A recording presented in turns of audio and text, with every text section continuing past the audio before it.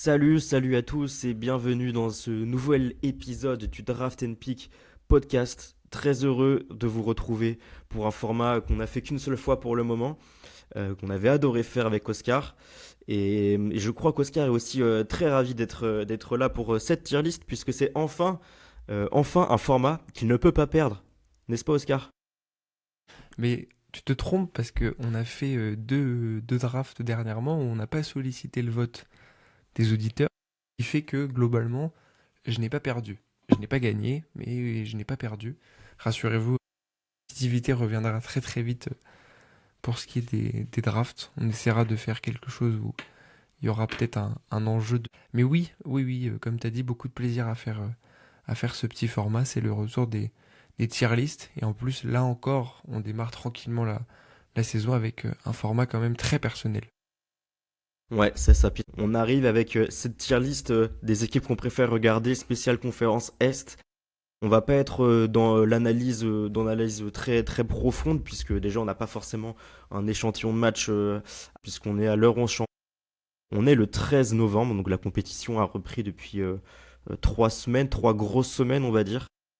On a déjà quelques réponses à certaines questions, mais beaucoup plus de questions justement que de précision, plus que de gestes, que de matchs qui nous ont marqués. On est encore un peu dans l'expectative. On se demande qu'est-ce qui va se passer, quelles vont être les forces et les dynamiques tout au long de la saison. Et c'est pour ça qu'on va faire un petit point en ce début du mois de novembre, afin justement de voir juste l'aspect cool, l'aspect qu'est-ce qu'on préfère regarder, est-ce qu'il y a des équipes qui sont plus surprenantes que d'autres, est-ce qu'il y a des joueurs qui nous ont tapé dans l'œil et qui nous donnent envie de regarder des équipes en particulier. Ça va être un petit peu ça, un tour d'horizon de toute la conférence Est. Et je pense que ça va être très sympa de pouvoir échanger là-dessus, de voir un petit peu, pareil, peut-être des équipes qu'on a un peu trop ignorées sur ce début de saison et qu'il faudrait jeter un petit coup d'œil pour certains aspects techniques, tactiques ou que sais-je. C'est un petit peu ça le but de cet exercice aujourd'hui, Oscar. Ben ouais, exactement. Ça va être un peu la conclusion de toutes ces conversations parfois un peu espacées qu'on a sur les rencontres qu'on regarde, sur les retours qu'on se fait sur les uns et les autres, les tweets, nos tweets respectifs. Là, on va essayer de figer un peu dans le marbre ce qu'on pense de ce début de saison, ce qui nous a tapé dans l'œil, ce qui nous a parfois déçus. Ça va certainement arriver pour certaines équipes, peut-être un peu moins sur cette conférence-là en faisant le tour des équipes, mais en tout cas, ça va être assez cool à faire parce qu'une nouvelle fois, on est beaucoup sur la subjectivité. On a fait des choix, des choix éditoriaux, on va dire, sur notre manière de consommer pour l'instant le début de saison 2025-2026. Et aujourd'hui, on va ou devoir s'en expliquer ou devoir essayer d'aller un peu plus en profondeur sur ce joueur-là. On a fait un zoom assez précis sur nos coups de cœur individuels, 2 semaines, je dirais. La première draft dont tu as parlé en intro de ce podcast, qui n'avait pas but de compétitivité, mais juste voilà, une sorte de conclusion hâtive géante, notre 5 de nos bonnes découvertes individuelles, qui est donc déjà sorti et disponible un petit peu partout. Là, on va se pencher un peu plus sur les équipes, et donc sur un format de tier list qu'on avait déjà fait pour les moves de l'été. Cette fois-ci, vraiment on s'oriente un peu plus sur le plaisir qu'on a à regarder. Et pour ça, on a donc nos 15 équipes que vous voyez sous les yeux si vous nous regardez en vidéo. Si vous n'êtes pas en vidéo, mais en format audio, vous ne loupez pas grand-chose, parce qu'on a vraiment juste pour l'instant les 15 équipes et aucun critère qui n'est vraiment expliqué. On va y venir, je vais y venir, en lançant notre ami Oscar, spécialiste des critères. Qu'est-ce que tu peux nous dire de plus précis sur la façon dont nous allons classer ces 15 équipes de la conférence Est aujourd'hui? Donc c'était une réflexion qu'on s'était faite entre nous, c'est surtout Enzo qui a soulevé ce très bon point sur le fait que, au vu du nombre de joueurs qu'on traite et du nombre d'équipes qu'on traite aussi, la dernière fois il y avait peut-être un petit peu trop de catégories et de critères qui pouvaient parfois un peu s'entremêler. Et donc là, on s'est un petit peu simplifié les choses avec quatre tiers, quatre critères assez précis et aussi assez vagues. En fait, je me suis amusé juste à mettre des formes voilà, des phrases qu'on pourrait dire en sortant d'un match de cette équipe-là.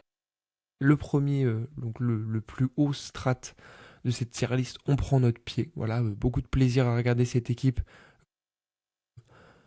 Peu importe l'adversaire, peu importe les joueurs présents, il y a un contenu global qui est très pertinent. Ça peut être parce qu'il y a des joueurs qu'on kiffe, parce qu'il y a un coach qu'on kiffe, parce qu'il y a une animation offensive, une structure défensive qui nous plaît. Et petit bonus peut-être aussi pour celle-ci, c'est peut-être la différence avec l'autre, ça se retranscrit aussi dans les résultats peut-être pour certaines. Là où, intéressant, il y a des choses pertinentes, il y a des choses, voilà, mais c'est peut-être un petit peu plus niche, qui est un choix qui est un peu plus personnel. On sait pourquoi on le regarde, mais on a aussi cette conscience qu'il y a énormément de limites, voire même qu'on est un tout petit peu seul à regarder cette équipe. On prend notre pied, c'est vraiment que on sait qu'on va regarder quelque chose de bien, on n'est absolument pas déçu pour différentes raisons. Intéressant, on s'attend pas forcément à grand chose en regardant et en fait on est très agréablement surpris et on attend de prendre notre pied pour que ça monte plus haut. Ensuite, on regarde que si, donc là c'est qu'il y a une condition, donc c'est pas forcément bon quand on regarde une équipe ou un match NBA pour une condition. C'est-à-dire que bah, vu qu'il y a un joueur sur le terrain, bah, je vais le regarder, ou si une certaine équipe est en face, bah, je vais la regarder, mais voilà, je vais voir quelques petites choses par-ci par-là, pas forcément des bonnes, et je vais les noter parce que j'ai regardé cette équipe-là. C'est une condition qui fait qu'on les regardait, mais on n'ira jamais regarder cette équipe de nous-mêmes. Et enfin, non merci, c'est dans le titre, bah non merci.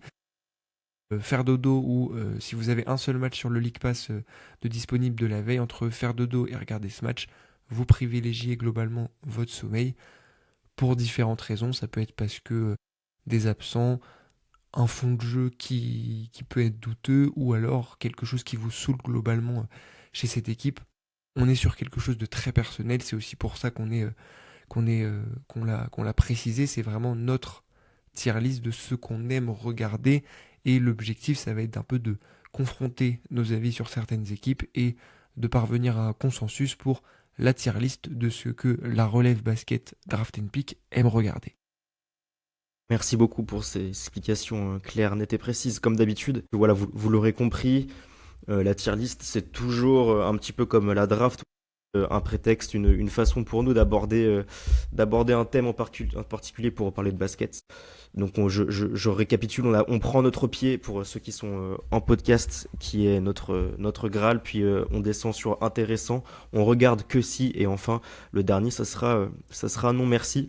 Avant qu'on commence, je tiens à préciser qu'on a quand même regardé au moins un match de chaque équipe, mais il y a quand même malgré tout des équipes on n'a pas eu le temps de regarder assez, ou du moins qu'on a volontairement pas regardé beaucoup. Donc c'est pour ça on va essayer de se passer la balle et essayer que chacun puisse parler des équipes qui connaît le mieux et ne pas forcément faire semblant. Moi je sais que ce sera le cas notamment sur les Celtics et les Pacers par exemple, que j'ai très peu vu cette saison. À l'inverse, Oscar aura les siennes. Est-ce que tu vois quelque chose d'autre à rajouter, Oscar, avant qu'on entame avec je ne sais quelle équipe? Absolument pas, je pense on peut y aller. Voilà, je vais faire de gauche à droite, on va pas se prendre la tête, l'ordre est complètement aléatoire du fait des logos que j'ai téléchargés. Ne vous méprenez pas, voilà, ceux qui sont en dernier. On va commencer par les Celtics. Et comme tu le dis très bien, pas une équipe que j'ai énormément regardée non plus de mon côté. J'ai vu le season opener contre Philadelphie. J'ai eu l'occasion de voir le match contre les Knicks. Et je crois que j'ai eu l'occasion de voir un des deux matchs qu'ils ont récemment joué contre Orlando. Donc 3 matchs, donc pas des choses, voilà, pas un énorme échantillon. Toi, qu'est-ce que t'as rien vu du coup des Celtics pour l'instant? Si. Je t'avoue que j'ai pas les matchs en tête, mais quand j'ai préparé l'épisode, il me semble que j'avais vu minimum 2 matchs de toutes les équipes, sauf les Pacers, il me semble que j'en avais vu qu'un. Et pour les Celtics, non, il y avait quelque chose d'assez assez net qui ressortait. C'est une sorte quand même de changement d'identité offensive qui est assez surprenante avec tous les départs qu'il y a eu cet été. Il y a un article d'Azad qui en parlait sur le Celtics blog, mais le retour des Celtics à un régime de tir un peu moins analytics, c'est pas forcément ce que j'apprécie le plus regarder. Ça m'a vraiment sauté aux yeux et en même temps c'est un peu logique quand on voit tous les ballons qui passent notamment par des mecs comme Jalen Brown, par Peyton Pritchard et aussi du coup le spacing qui se diminue, qui se meurt petit à petit du côté des Celtics avec tous les départs, avec l'intégration de Nimias Kita dans le 5. Là où je sais pas toi, le grand Boston des années précédentes de 2024, c'était pas l'équipe que je préfère regarder même quand ils étaient un peu à leur prime, on pouvait dire. C'était ultra efficace avec un five out remarquablement effectué. Pourtant, c'était déjà pas l'effectif que je préférais regarder. Là, on est un petit peu pareil dans les mêmes eaux. Je ne serais pas très haut s'il faut déjà parler classement. Aussi parce qu'il y a pas vraiment de joueurs sur lesquels j'ai des accroches. On connaît Jalen Brown avec tous les défauts qu'il y a. C'est pas un joueur avec une excellente vision du jeu. C'est un bon créateur pour lui-même, mais qui a quand même pas mal de défauts sur le drive, sur sa main gauche notamment, assez frustrant dans ses choix. Et quand on donne autant de ballons à des joueurs avec de tels compromis, forcément, je pense que ça peut se retrouver dans la vie des spectateurs. Qu'est-ce que t'en dis là-dessus? Bah, moi, là où je vais peut-être les voir un peu plus à l'eau, je suis d'accord avec tout ce que tu as dit sur déjà que moi, c'était pas mon équipe favorite à regarder. Déjà du fait de mon supporterisme pour les Knicks qui a fait que j'ai très souvent eu envie voilà, de la part voilà, de défaites des Celtics contre les Knicks, etc. Et voilà, les voir dans cette situation, mais c'est sûr que c'est une chose qui joue. Sur le jeu actuel, c'est vrai que ça se stabilise un petit peu. Déjà, c'est plus un five out parce que bah, Nemesquita est beaucoup plus un pivot globalement de rebond et un pivot de jeu très proche du panier. Mais il y a quelque chose qui m'y accroche, c'est le rookie dont on parle énormément, Hugo Gonzalez et aussi Jordan Walsh depuis quelques matchs qui défensivement montrent de très très bonnes choses et Hugo Gonzalez qui se met en valeur un petit peu comme voilà, je pense à Chris Duarte ou à Jason Tate qui étaient des joueurs durs au mal, défenseurs qui proposaient énormément de hustle play et c'est ce genre de joueur qui arrive je pense à me rattacher sur des séquences de jeu et ça me permet parfois de regarder les Celtics, mais c'est sûr que là, maintenant je pense à ça, vraiment je regarde que si il y a quelque chose d'intéressant en face, pour ce qui est notamment, je parle des Sixers, qui était un des premiers matchs de la saison, bah, j'ai regardé parce que c'était les Sixers, parce qu'il y avait VJ Edgecombe. Pour ce qui est des Knicks, j'ai regardé parce que c'était les Knicks, et pour ce qui est du Magic, j'ai regardé parce que je devais un petit peu regarder le Magic pour cet épisode. Donc ça en dit un peu long quand même sur l'appréciation que j'en fais. La sélection de tirs personnels de certains joueurs comment, me perturbe un petit peu. Je crois que Derrick White est à moins de 30% à 3 points sur ce début de saison et prend globalement des tirs parfois un peu casse-croûte. Ça me donne pas forcément envie de creuser sur ces Celtics-là. Voilà, il y avait certaines équipes sur qui on pouvait avoir des attentes. Voilà, il y avait des blessures, etc. Les Celtics, c'était un petit peu plus compliqué parce qu'il y avait eu plus de mouvements structurels globalement qui allaient attenter à la, à la construction et à la pertinence de leur jeu sur le parquet. Donc moi, je te propose un on regarde que si, qui peut peut-être faire preuve d'indulgence pour ne pas les mettre dans non merci. Exactement, je pense que c'est un bon premier exemple pour inaugurer cette catégorie-là. T'as parlé de la mauvaise saison pour l'instant de Derrick White. Moi, c'est un joueur que j'apprécie beaucoup et je pense qu'il aurait pu titiller un petit peu plus mon goût de téléspectateur sur cette équipe si on a vu un excellent début de saison de sa part, voir comment est-ce qu'il aurait réagi avec un volume qui aurait pu potentiellement augmenter quand on voit les joueurs qu'il y a et les départs qu'il y a eu. Ça n'a pas forcément été le cas, son début de saison est vraiment très compliqué pour le moment. Et on sait jamais s'il y a t'as parlé de Jordan Walsh, t'as parlé d'Hugo Gonzalez. Si on a des joueurs comme ça qui commencent à se montrer un petit peu plus, peut-être qu'on voudra se lancer par hasard sur un des matchs des Celtics. Mais pour l'instant, ouais, je te rejoins là-dessus. Pour moi, on est vraiment sur. Il y a une équipe que je préfère, que j'aime beaucoup, qui joue contre Boston, alors que je vais les regarder. Mais sinon, je n'irai pas forcément sur un match de Boston pour l'instant. On a notre franchise de Boston au troisième échelon de notre tier list pour le moment. Et je pense qu'on va pouvoir enchaîner sur la deuxième équipe.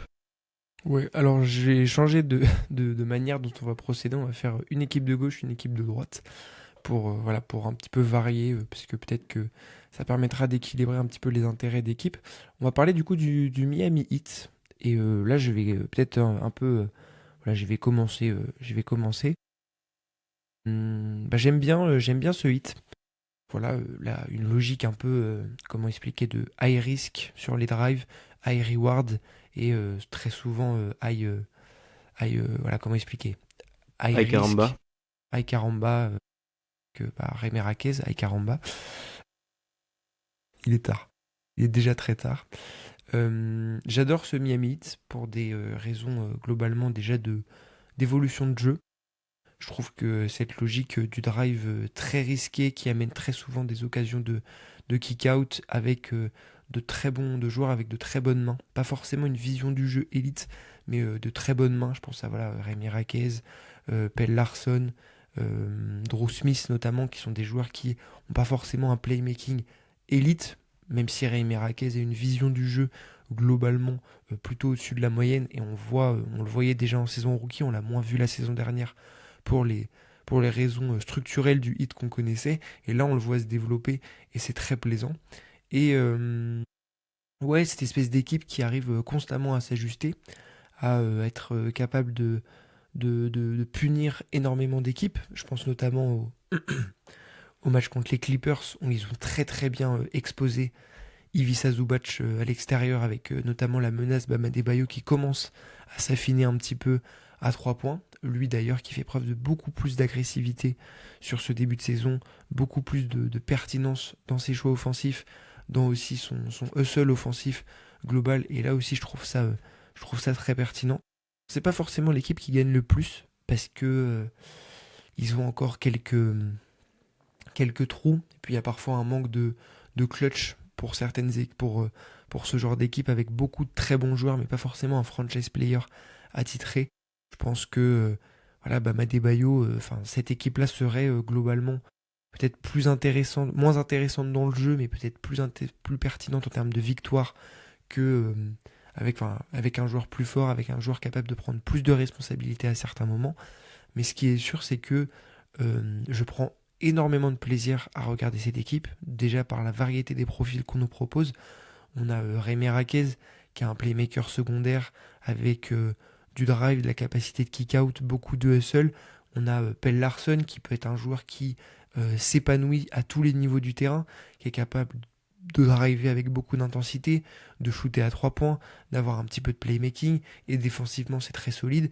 Et à côté on a voilà, Davion Mitchell, Drew Smith, donc Drew Smith qui est plus un profil de défenseur off-ball, capable d'avoir beaucoup d'anticipation et de surgir en contre-attaque avec un petit peu de playmaking aussi et de hustle, alors qu'on a Davion Mitchell qui est un défenseur lui aussi en train de peaufiner son tir à 3 points.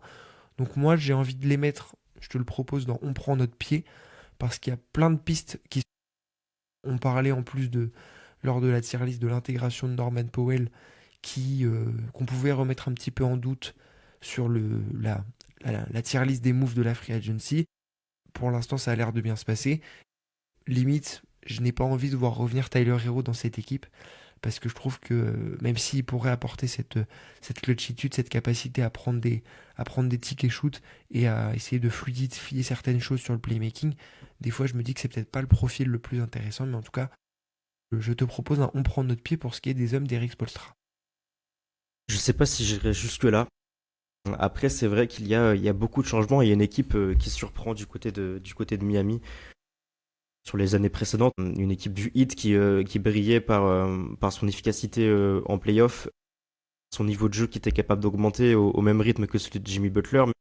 Un coach très intelligent défensivement avec une utilisation de la zone assez innovante. Cependant, là, c'est totalement sur autre chose que brille le Heat. C'est une attaque vraiment très moderne qui ressemble beaucoup à ce qui se faisait du côté de Memphis l'année dernière pour des raisons assez évidentes puisque le coaching staff a subi volontairement, enfin subi non c'est pas le bon mot, mais est allé chercher les conseils de Noah Laroche, le principal instigateur de l'attaque de Memphis de l'année dernière. dernière. Et la conséquence de ça, c'est voilà, comme tu l'as dit, c'est beaucoup de drive, beaucoup d'agressivité, beaucoup de rapidité et la volonté d'être vraiment moderne et de changer totalement son approche offensive.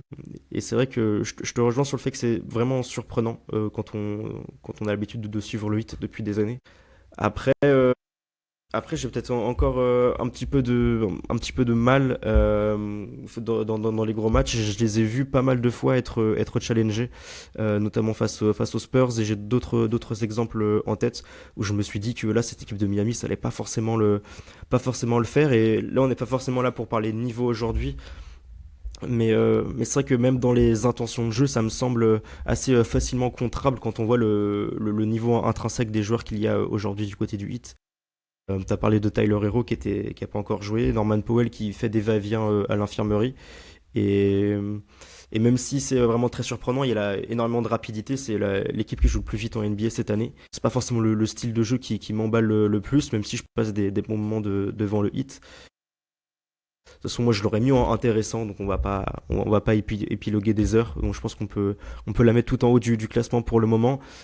Et pourquoi pas la redescendre à la suite selon l'évolution du débat, s'il y a des équipes sur lesquelles on a un consensus un petit peu plus clair. Mais si on devait parler de surprise de ce début de saison, je pense que le Heat mériterait sa place tout en haut. Je pense que ça va être évolutif sur la suite du débat, comme tu as dit.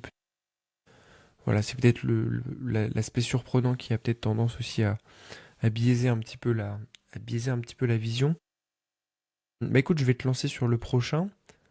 Les Hawks, peut-être la surprise dans le moins bon sens. Moi, j'ai vu des choses intéressantes, mais je vais te laisser me dire ce que t'en penses. Qu'est-ce que t'as pensé de ce début de saison des Hawks et comment tu appréhendes le fait de regarder un match des Hawks? Qu'est-ce que tu penses de tout ça? Pas très ravi, comme tu l'as dit, par le début de saison d'Atlanta. On était beaucoup à avoir énormément d'attentes et d'espoir, comme à peu près tous les ans, j'ai l'impression. Mais il y avait là aussi encore un consensus assez clair sur le fait que Atlanta était peut-être l'équipe qui était gagnante de l'intersaison. On avait mis quelques moves très intéressants assez haut dans notre tier list cet été. Je pense à Porzingis, je pense à Alexander Walker. On a été assez sévère avec Porzingis, par contre. Ah ouais, J'ai le souvenir qu'on avait été ok. assez critique envers l'arrivée de Porzingis. Salariale, blessure et place sur les lignes intérieures avec des joueurs voilà, comme Okongu qu'on avait pas mal valorisé. Voilà, en tout cas, je t'écoute. Bah, en tout cas, le fait est que il y a pas mal de déceptions de mon côté, là où je m'attendais à avoir un festival offensif, toute proportion gardée, mais avec un supporting cast au niveau offensivement et défensivement autour de Trae Young. L'ajout d'un potentiel five out avec Porzingis, avec Luke Kennard sur cette line-up m'enchantait pas mal. On l'a pas beaucoup vu. Et puis surtout, il y a des sautes de concentration défensive de la part de certains joueurs. Irrégularité dans les performances qui est assez dérangeante. Je pense que d'un match à l'autre, on n'a vraiment pas les mêmes Atlanta Hawks. Et puis, il y a des joueurs qui sont vraiment restreints dans certains rôles. Je pense à Zachary Rizaché. Je pense qu'il mériterait d'avoir un peu plus d'espace, un peu plus de responsabilité, plus de cette balle en main. Après, c'est vrai qu'il faut partager ce ballon, mais je le trouve un petit peu sous-utilisé, Zachary Rizaché. Après, j'ai peut-être un avis un petit peu trop haut sur lui. Mais c'est un petit peu ma déception en termes de coaching là-dessus, avec le fait d'avoir un Dyson Daniels pareil qui offensivement me dérange vraiment encore cette année. Pas forcément de progrès au scoring là-dessus. Et puis un Jalen Johnson qui défensivement, pareil, me gêne quand je regarde les Hawks. J'ai vu des errements défensifs, des manques de concentration assez clairs de sa part. Et c'est pas du tout ce qu'on attend de la part d'un mec qui doit être l'un des chefs de file de cette nouvelle génération des Hawks et qu'il ne l'est pas du tout de manière assez pérenne pour l'instant. Il y a encore voilà, des hésitations et là où j'étais très positif, je pense, cet été et l'année dernière sur le cas de Jalen Johnson, je le serai un peu moins sur ce début de saison. Je sais pas ce que t'en dis, toi. Ouais, comme je te disais Les Hawks, c'est peut-être une des équipes sur lesquelles j'ai une petite lacune parce que voilà, j'ai privilégié d'autres équipes, hein. Il n'y a pas de, il y a pas de raison particulière au fait que j'ai pas assez regardé les Hawks. Moi, j'ai vu des choses qui étaient parfois un peu voilà, des sets offensifs que je trouvais parfois un petit peu étranges.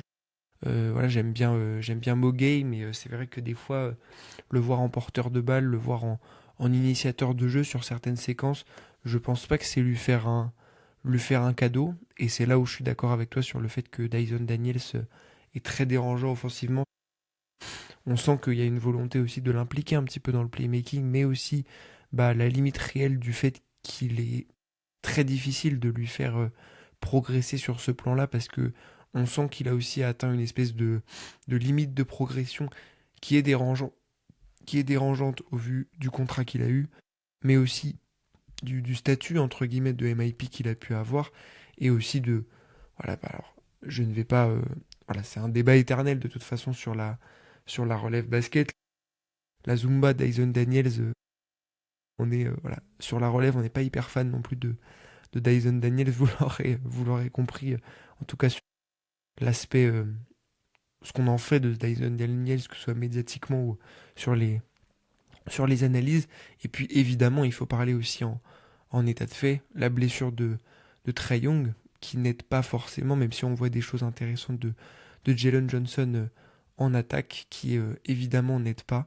Et même si moi je prends pas mal de plaisir à regarder Mogay jouer au basket, parce que je trouve que c'est un joueur très intéressant dans le, voilà, dans le hustle, un espèce de Josh Hart très athlétique qui est capable de faire beaucoup de choses sur un terrain et je trouve que c'est un joueur qui est très pertinent dans ce système-là des Hawks et c'est dommage que ça gagne pas un peu plus parce que je pense qu'il pourrait aussi lui aussi élever son niveau de jeu mais je sais pas trop quoi te proposer parce que j'ai plus envie de les regarder que les Celtics mais en même temps la catégorie intéressante ne... J'ai un bon exemple pour classer cette équipe-là.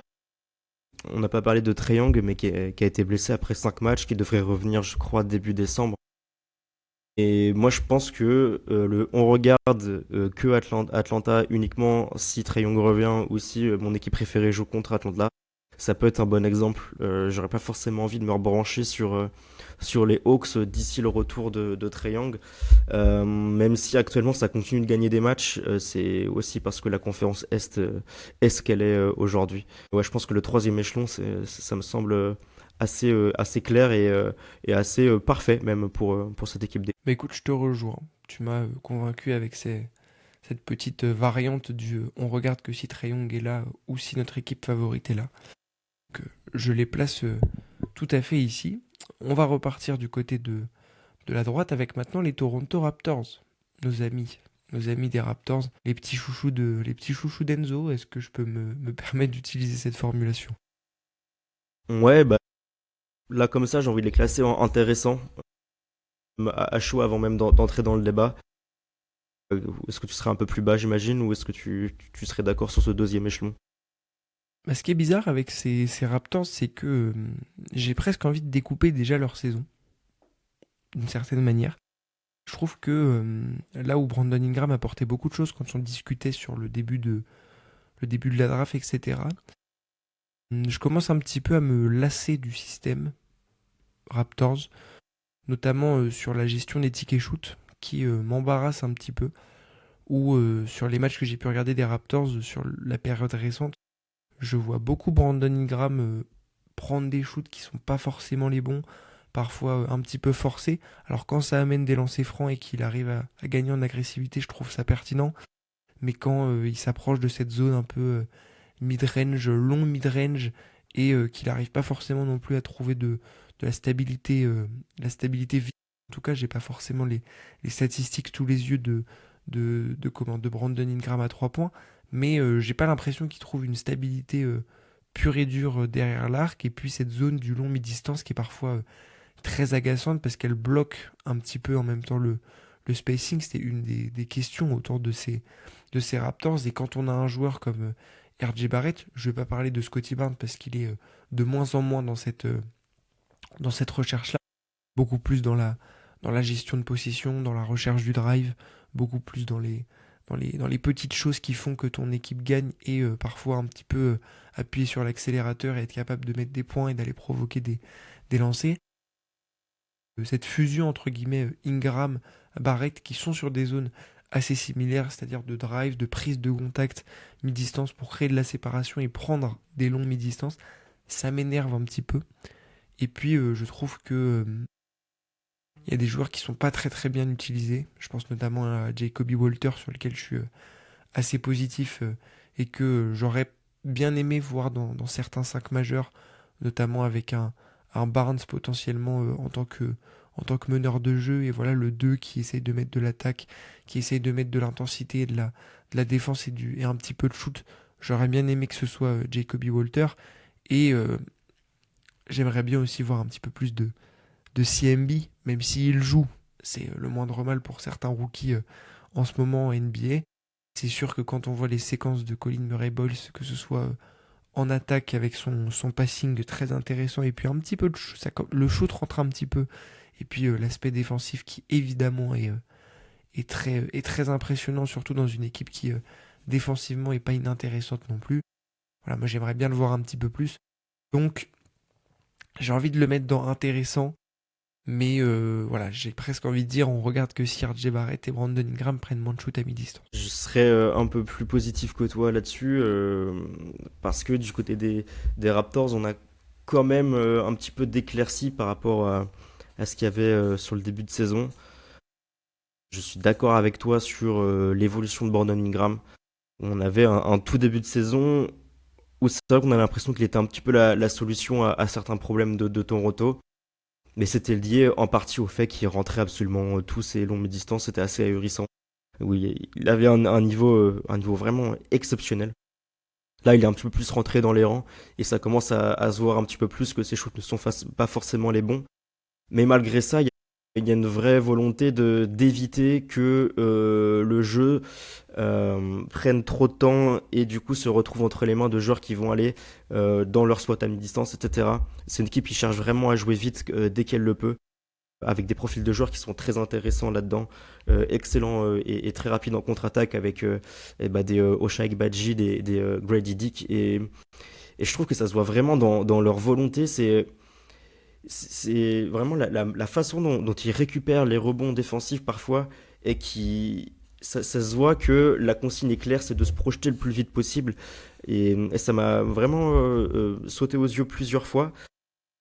C'est certains mecs qui prennent le rebond, qui se retournent automatiquement et qui cherchent vraiment à lâcher la balle le plus vite possible. On sait qu'il y a d'autres équipes qui essayent de jouer vite depuis des années, qui arrivent très bien, que ce soit les Pacers, que ce soit le Heat cette année ou pas. Mais là, il y a vraiment une intention dès le rebond que je trouvais assez intéressante et que je voyais pas précédemment. C'est pour ça que je le remarquais peut-être un petit peu plus du côté des Raptors. Et il y a aussi l'intégration de Colin Murray-Boyles. Tu l'as dit, on espère évidemment qu'il a plus de temps de jeu, mais avec la blessure de Potel, il a quand même eu quelques minutes. Et j'ai trouvé la manière dont Darko Rajakovic l'utilisait très réussi, avec pas mal de ballons pour lui au poste haut, pour faire parler son jeu ce jeu de passe pardon, et ainsi avoir l'accès au cercle pour des coupes, pour des joueurs qui peuvent être assez intéressants à 3 points.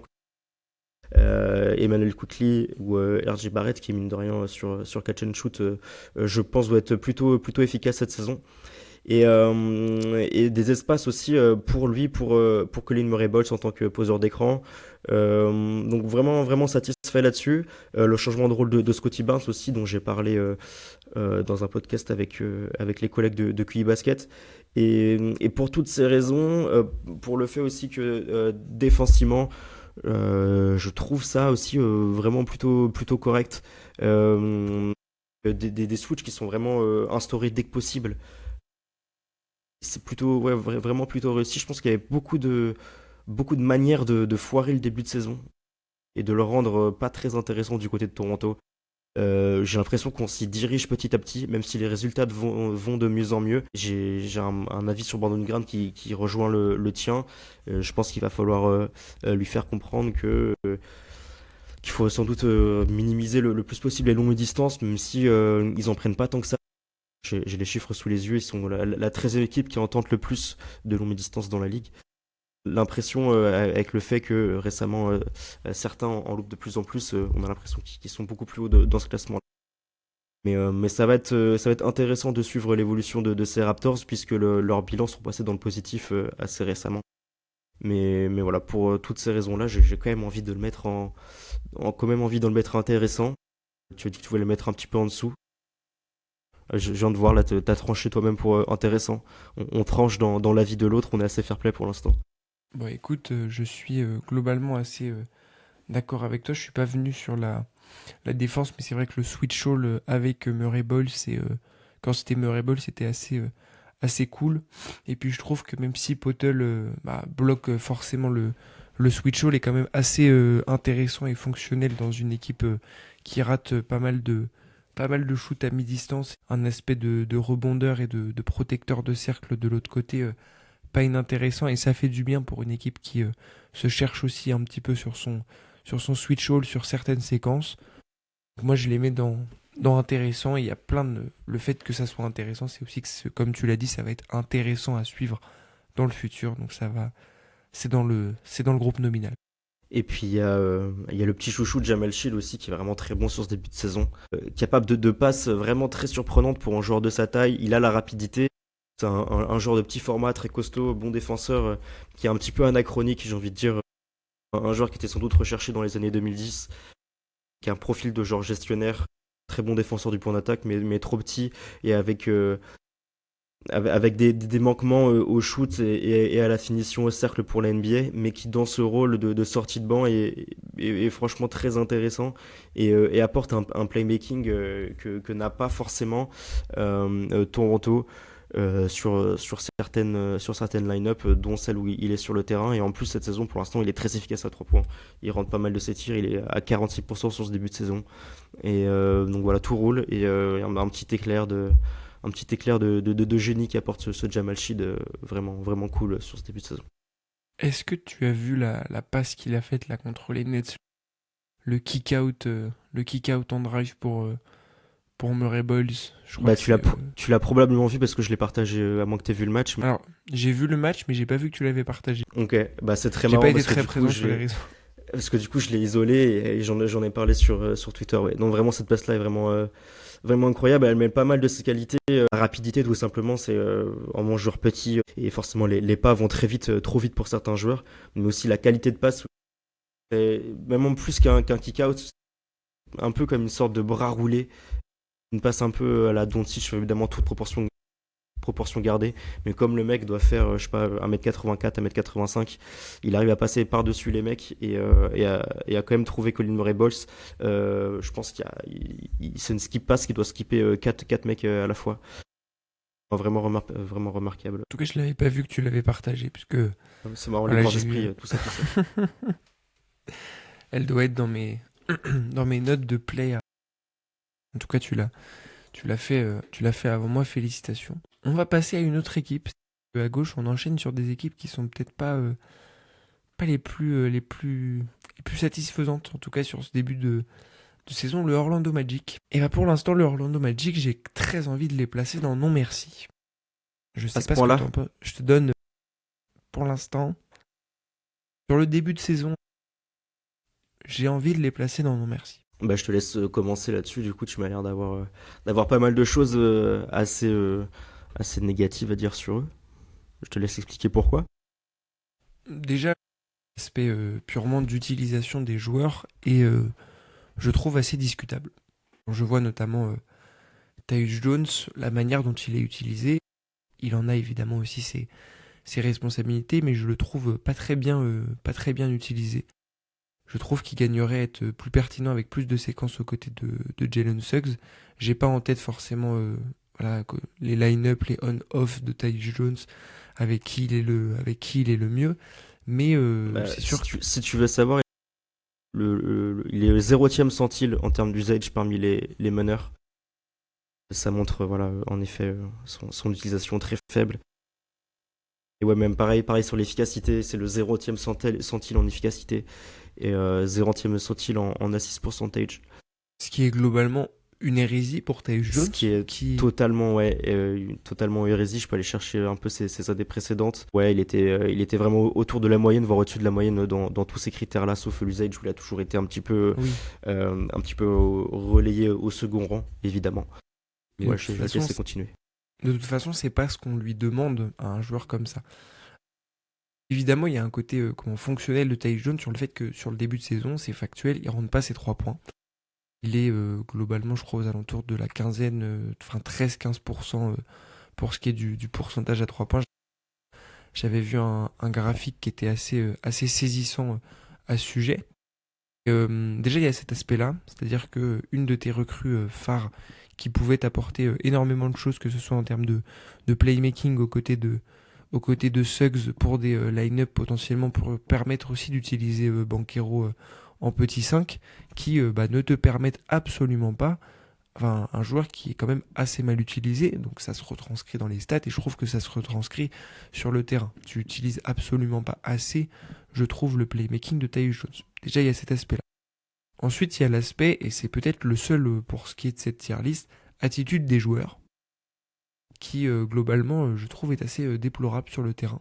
Je fais un petit peu du parallèle avec ce que j'ai vu passer sur les réseaux sociaux, mais j'ai eu l'occasion de regarder le match. Vous avez l'équipe juste à côté, Orlando Détroit. J'ai regardé d'autres matchs ensuite. J'ai regardé les Hawks. Voilà, vous avez vu passer le geste antisportif de Desmond Bain sur. Je sais pas si c'était pas sur Dyson Daniels ou Mogay. J'ai plus en tête. Je ne vois pas de quoi tu parles, donc je te laisse dans ta Ouais, mouise. une espèce de globalement un joueur des Hawks qui va au drive et Desmond Bain globalement qui fait une espèce de plaquage pour sur le joueur des Hawks et l'empêche complètement d'aller au cercle, une faute dangereuse qui lui a d'ailleurs valu de se faire exclure du terrain, donc un geste assez empreint de comment d'énervement, etc. Et puis contre les Pistons, une attitude que j'ai trouvée assez déplorable de la part de cette équipe avec le trash talking de Banchero sur Tobias Harris alors que Tobias Harris l'inverse, pardon. Le trash talking de Banchero sur Tobias Harris alors que Banchero rate ses 2 lancers juste après et que Tobias Harris globalement le lock sur la suite du match. Un Jalen Suggs au comportement globalement sur un terrain assez discutable en termes de trash talking, propreté dans la défense et dans le hustle. Moi, j'ai aucun mal avec les joueurs de hustle, surtout Jalen Suggs est un joueur qu'à la base je valorise plutôt dans cette NBA actuelle, mais là c'est vrai que ça m'a quand même pas mal sauté aux yeux. Et puis offensivement,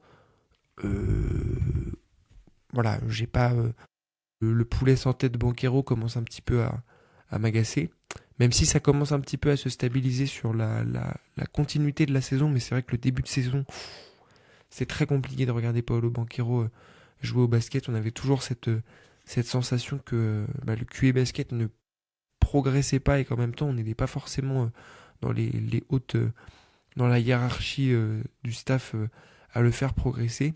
Et puis une défense aussi que je retrouve un petit peu moins.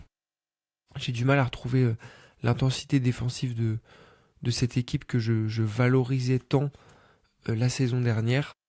Puis voilà, j'ai envie de les mettre dans le non merci parce que limite c'est une, une fleur que j'ai envie de leur faire parce que ça me pousse à me dire que ouais, Jamal Mosley est peut-être pas le coach qu'il faut déjà et il va peut-être commencer aussi à rentrer dans cette caste de coachs qui sont des coachs de transition, de construction d'identité, mais peut-être pas des coachs qui vont amener loin des équipes avec autant de matériel offensif et de matériel global. Je vais être un peu plus sympa avec Orlando. Et je pense que c'est lié en partie au fait que le dernier match que j'ai vu pour ce soit le match d'hier soir entre New York et Orlando, où Orlando est allé s'imposer et a été plutôt intéressant. C'est pour ça que je pense que je vais nuancer un petit peu plus. Et sur ce début de saison, j'ai été ravi de retrouver un Wendell Carter Jr. qui rentre ses tirs aussi. Il avait quitté suite à un exercice totalement exécrable dans le registre des tirs à 3 points l'an passé. C'est vrai qu'il y a une utilisation globale des stars qui pose question, qui interroge. Et étant donné que je ne suis pas supporter d'Orlando, je me raccroche à quelques possessions, à quelques systèmes qui restent très bien exécutés avec des banqueros en short roll pour des coupes de Desmond Bain, avec, un Desmond Bain parfois utilisé aussi en poseur d'écran, sur qui on vient mettre deux écrans avant qu'il en pose un. Parfois comme ça des petits bonbons offensifs qui surgissent bien trop rarement, mais qui me font dire que même si Jamal Mosley n'a jamais montré d'aptitude offensive de très haut rang, j'ai envie de ne pas forcément enterrer cette équipe-là, de ne pas enterrer ce coach-là, et d'y croire encore pour la suite de la saison. Orlando n'est que en 6-6, que bilan à l'équilibre. Il y a encore énormément de marge, énormément de matchs à jouer, surtout dans cette conférence Est. C'est pour ça que j'ai quand même envie de mettre devant des matchs de Orlando. Donc je défendrai on regarde si pour encore quelques matchs. Surtout que tu l'as dit, un banquero que j'ai trouvé pareil assez intéressant cette nuit face à New York. Ouais, là je le vois que tu le mets entre les deux. Entre le non merci, entre le on regarde que si. Il y a quand même d'autres joueurs intéressants. Anthony Black qui fait Goga Bitadze, Anthony Black, moi j'ai toujours du mal. Je le range un peu dans ma catégorie Dyson Daniels type beat. Mais on a envie de voir du Noah Penda aussi, un peu plus de Noah Penda. Donc j'ai envie de te faire pousser Orlando sur on regarde que si. Je sais pas, on imagine un C'est petit vrai peu que quelques blessures. le matériel global est assez intéressant et je suis d'accord parce que pour vous faire une petite confidence, mes chers auditeurs, ça fait 2 matchs, ça fait 2 jours de suite que j'ai pas pu regarder match pour des raisons personnelles. Donc le match face aux Knicks n'a pas pu être visionné. Et c'est vrai que je me suis arrêté à une impression peut-être trop négative et que le match des Knicks que je viens de noter dans mon petit carnet comme à regarder, tout bonnement parce que je suis supporter des Knicks et tout bonnement parce que Enzo me dit du bien du Magic, donc c'est que globalement ça doit être assez intéressant à aller regarder. J'irai, donc je vais faire confiance à mon camarade de la relève et peut-être que je mettrai de l'eau dans mon vin, mais c'est vrai que l'attente, l'agacement que j'ai eu sur le début de saison pour ce qui est du Orlando Magic a beaucoup influencé ce petit laïus que j'ai pu faire. Mais en tout cas, on regarde que si on voit plus de ce qu'on a vu contre les Knicks. Exactement, je ne peux que te conseiller le match. Et donc là-dessus, je te propose qu'on enchaîne. Et je crois comprendre que selon ta logique de gauche-droite, on doit pouvoir enchaîner avec les Hornets de Charlotte. Ben oui, exactement, les Hornets de Ryan Kalkbrenner et Zion James. Je te lance sur cette équipe qui, ma foi, peut avoir une très très haute estime, je pense. Ouais, j'irai pas jusque-là non plus. Il y a toujours Miles Bridges qui passe beaucoup trop de temps sur un terrain basket, qui apporte une certaine nuance. Un Treman qui est sans doute très intéressant pour les nostalgiques des années 2000 en termes de style, etc., mais qui fait un début de saison catastrophique. Je suis assez bien placé pour en parler puisque je l'ai dans mon équipe de Fantasy League aux côtés de Desmond Bain. Je vois les scores assez ridicules qu'ils font toutes les nuits un petit peu et mettre un petit peu en péril mon évolution positive au sein de cette Fantasy League. Mais voilà, malgré ça, quelques éclairs, un peu de positivité. Et je vais me contenter de parler de celui que j'ai le plus vu, c'est Con Knuppel, que j'aime beaucoup, que j'aimais déjà beaucoup avant sa draft, et que j'aime encore plus quand je le vois jouer actuellement du côté de Charlotte. Donc c'est un rookie, un arrière, excellent shooter. Pas très athlétique, mais très intelligent, capable de passer, capable d'aller au drive, capable de scorer pour l'instant de plusieurs manières et qui est efficace sur ses tirs à 3 points pour le moment et qui est plutôt, je trouve, très bien utilisé avec des écrans glissés, des ghost screens parfois utilisés en tant que porteur de balle. Il y a un Lamelo Ball qui a passé beaucoup de temps à l'infirmerie déjà sur ce début de saison. Ça peut forcément permettre à ce garçon-là de s'émanciper, mais j'aime beaucoup ce que je vois, et c'est pour ça que j'irai peut-être pas jusqu'à intéressant quand même, parce que ça reste les Hornets, et je prends pas non plus un pied de dingue à les regarder, parce que y a des ballons dans les mains de certains mecs que je n'apprécie pas forcément, et ça n'aide pas forcément l'attaque à se développer. Mais rien que pour Con Knuppel, ça ne mérite pas d'être tout au fond du classement. Comme le niveau global des Hornets depuis quelques années pourrait pourquoi pas le mais surtout en l'absence d'un joueur comme la Melo Ball. Et puis moi, je sais pas ce que t'en penses, mais je suis assez séduit par l'apport de Colin Sexton aussi dans cette équipe-là, même si c'est un joueur qui, on le sait, a énormément de limites globales en tant que joueur de basket, que scoreur, en tant que driver, mais je trouve qu'il apporte vraiment des choses intéressantes. Alors je dis pas que c'était une pièce manquante hein, pour les Hornets, je vais pas aller jusque-là, surtout que on parle de Fantasy League, l'intérêt principal de suivre ces Hornets est toujours à l'infirmerie, hein. Brandon Miller qui a dû faire, je crois, 2 ou 3 matchs dans la saison et qui s'est ensuite reblessé. J'en sais quelque chose aussi sur ma Fantasy League parce qu'il y a pire que toi hein, dans la Fantasy League. Bonjour tout le monde. Moi j'aime bien ces Hornets déjà parce que je te disais que la dernière fois Kalkbrenner me décevait un peu. Je me suis fait un petit focus Kalkbrenner pour des raisons que je ne... assez obscures on va dire. On rappelle Mais que tu l'avais drafté dans Oui, la première draft sur les rookies, donc on imagine que t'as... Et j'avais drafté Con Knuppel aussi, il me semble d'ailleurs. et outre le fait que Kalkbrenner se tourne à 81% sur ses tirs depuis le début de la saison, alors rien d'étonnant parce que globalement il dunk et il a une sélection de tirs qui est très proche du panier, mais il faut les mettre, il faut avoir du toucher. Il en a. Il a une très très bonne science du rebond. Il a une très bonne capacité à faire des, euh, à faire des box-out. Je le trouve très pertinent en tant que pivot et il me tarde de le voir tenter de développer un petit peu un tir à 3 points parce que c'était aussi ce que j'avais essayé d'expliquer bah, sur la première draft qu'on avait faite, c'est que c'est un joueur qui peut totalement, avec son toucher, avec sa mécanique qui est pas non plus figée, développer un shoot à 3 points.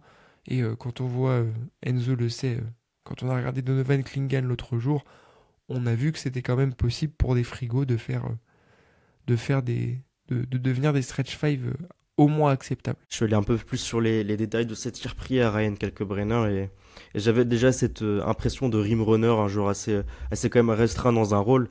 C'est pour ça que je le citais pas forcément dans les réussites du début de saison, parce que c'est quand même un rôle qui est très limité pour un joueur qui a quand même déjà 24 ans. Il a pris 60 tirs depuis qu'il est arrivé en NBA. Et il en a pris donc 54 au panier. Il en a pris 5 sur le short mi-distance. Et il en a pris un à 3 points. Euh, et bah, du coup, il doit en manquer un selon le calcul. Bref, en tout cas, peut-être une faute du côté de Clean the Glass. Mais voilà, c'est pour montrer à quel point c'est un joueur qui est vraiment axé cercle, finition uniquement, aucune création. Mais qui voilà, fait son taf actuellement. Et ça va peut-être longtemps qu'il n'y avait pas eu une si belle éclaircie au poste de pivot du côté des Hornets. Si on considère que Moussa Diabaté un intérieur un peu plus petit, intérieur de switch assez différent, dans un rôle très restreint lui aussi, mais pas forcément similaire à celui de Kalkbrenner. On s'accorde du coup sur un troisième échelon, sur un on regarde que si pour Oui, les Hornets. pour toi, on regarde que si Colin Knuppel est là, et pour moi, on regarde que si Kalkbrenner est là. Après, peut-être que ça pourrait évoluer quand si la Melo Ball arrive, parce qu'on on Oui, connaît la capacité de la Melo Ball à faire cliquer les gens et à me faire cliquer moi surtout aussi voilà, pour mon expérience. Il est aussi dans la Fantasy League d'ailleurs, pour parler des déceptions avec les joueurs blessés.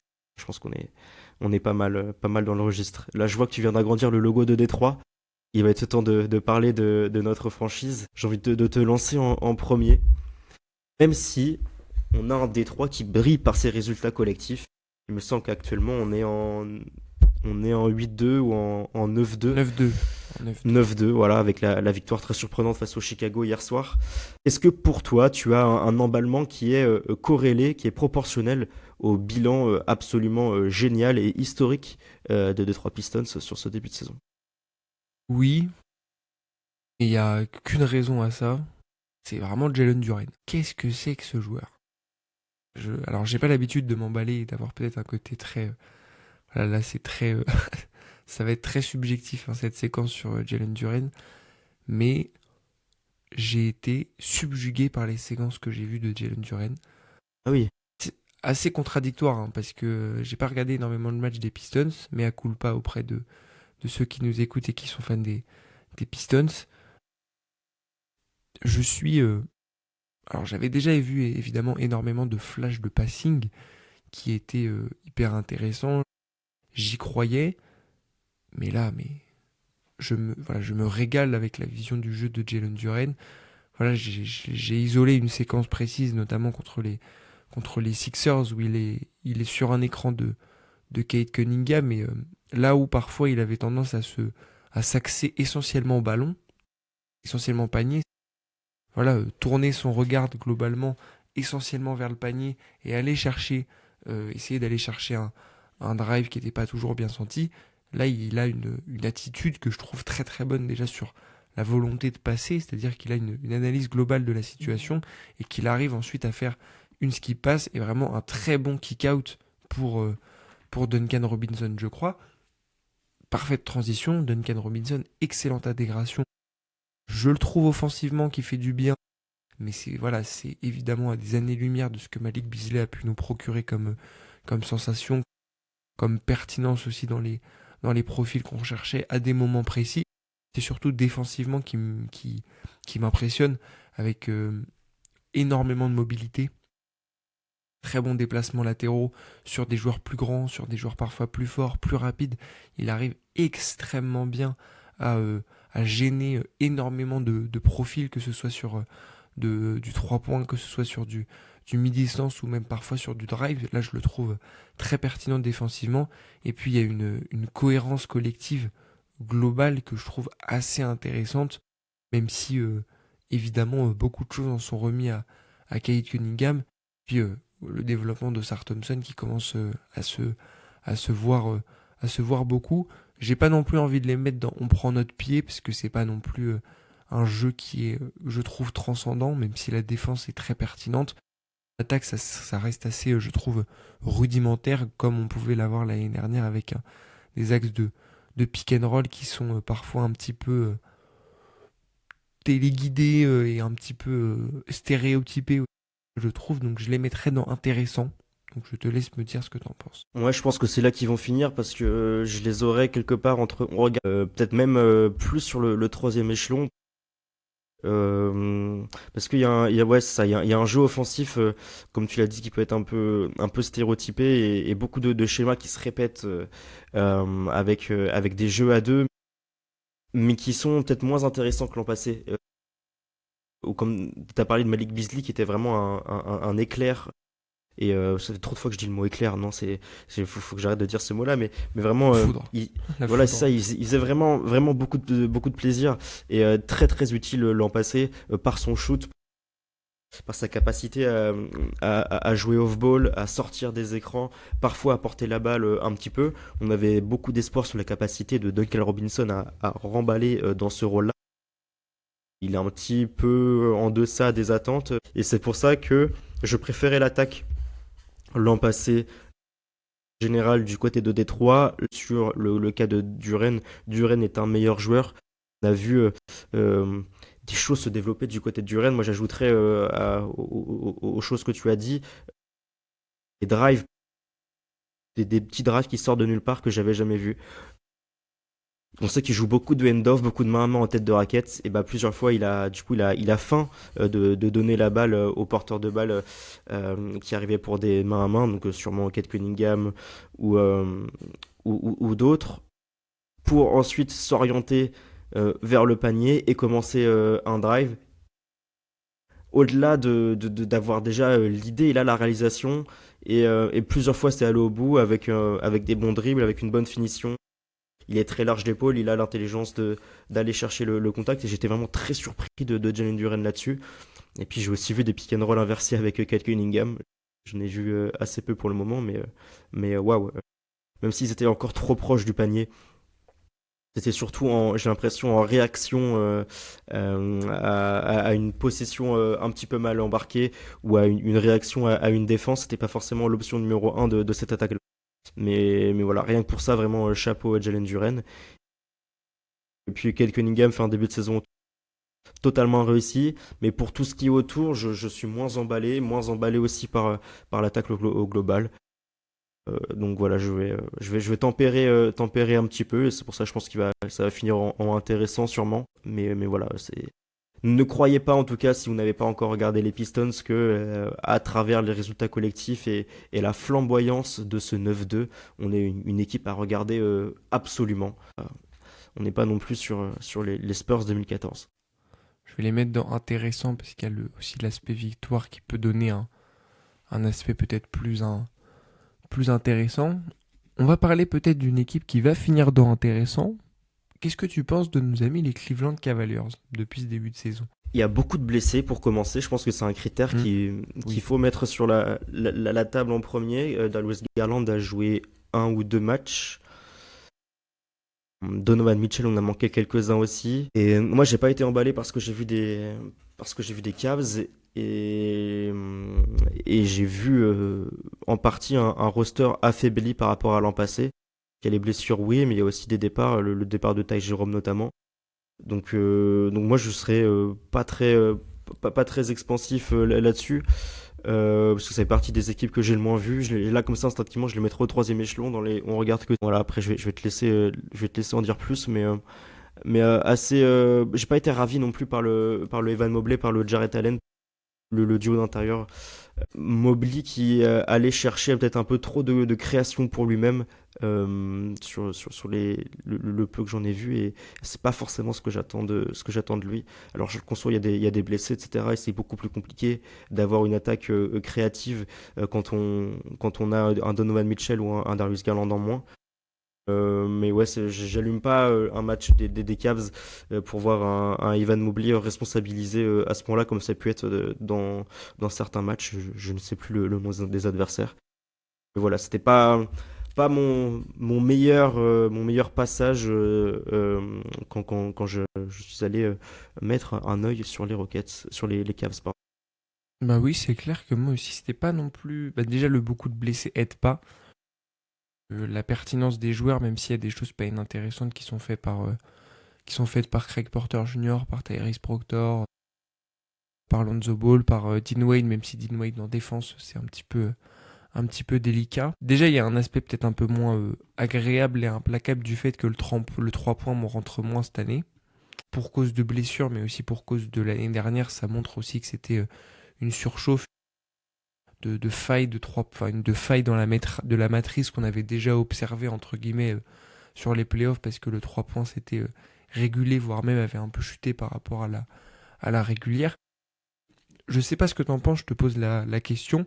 En regardant les Cavs, j'ai eu l'impression que c'était une équipe qui s'individualisait un petit peu, alors que dans les statistiques, ils avaient quand même toujours ces ratios de passes globales, de faire tourner le ballon, etc., qui étaient encore un peu aux alentours de ce qu'on voyait sur les années précédentes, mais dans la vision que j'avais eue de ces Cavs l'année dernière, et de là quand je regardais, un petit peu plus d'individualisation quand même de l'équipe, je trouve. Je ne les ai pas assez vus pour pouvoir répondre à ta question.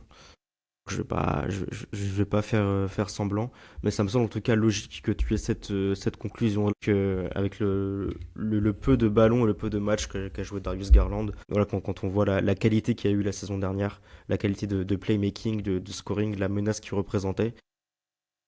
Voilà, ça me semble être logique et c'est surtout sur les prochaines semaines qu'on va les attendre, ces Cavs-là, quand ils seront un peu plus au complet, pour prendre un petit peu de marge au classement et aller retrouver le top 1, le top 2. Oui, alors je sais pas forcément où les mettre non plus. On regarde que si Darius Garland revient en forme. Ce sera sûrement mon cas. Après, je pense que ça Ça, va être toujours très intéressant de voir face à des affrontements sur des grosses écuries. Un affrontement face à New York, face à des équipes de l'Ouest, ne serait-ce qu'un Donovan Mitchell. Je pense que je me brancherai dessus pour la qualité des gros matchs qu'on a eu l'an passé quand il y avait les Rockets sur le parquet. Mais encore une fois, ça me semble être une bonne équipe pour un on regarde que si. exactement.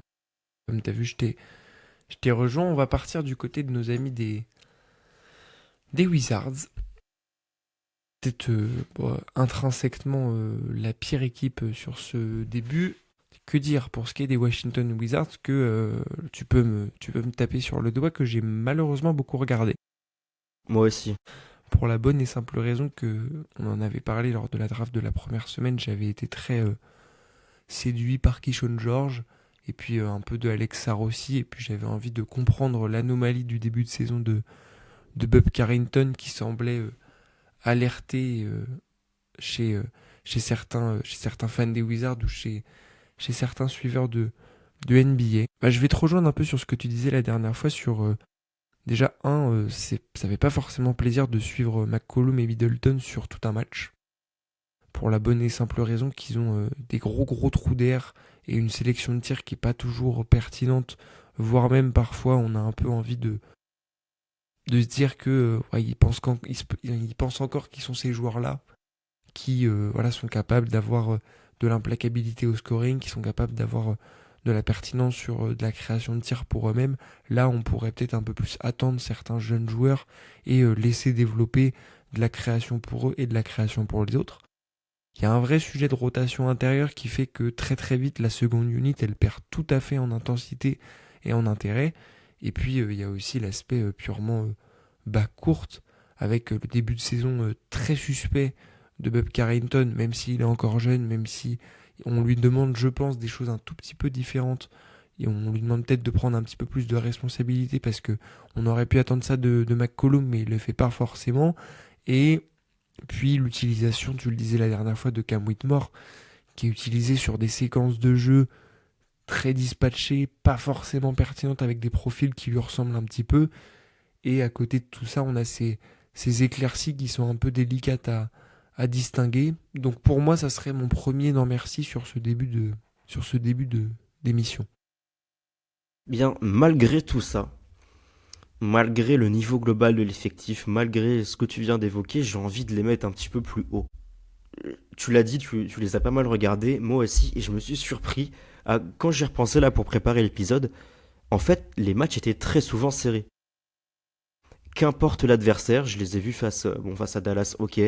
Bon, je me souviens plus des matchs, mais j'en ai vu vraiment, je pense, au moins 4-5. Et Face à Détroit.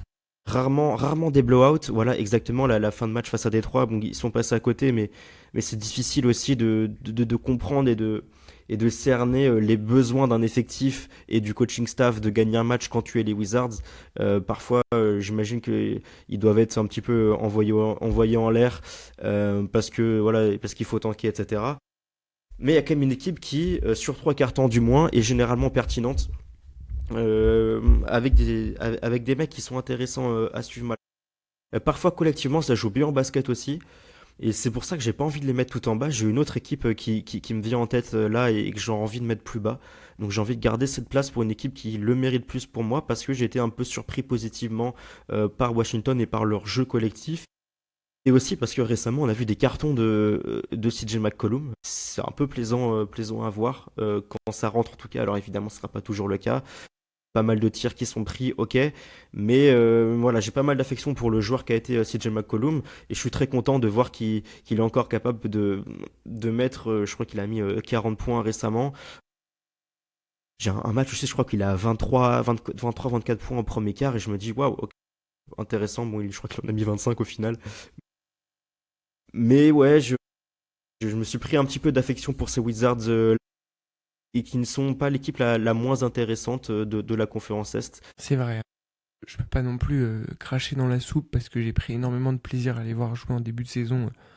Le match face aux Mavs, si je devais faire un classement de mes matchs de début de saison, je pense qu'il serait dans le top 3.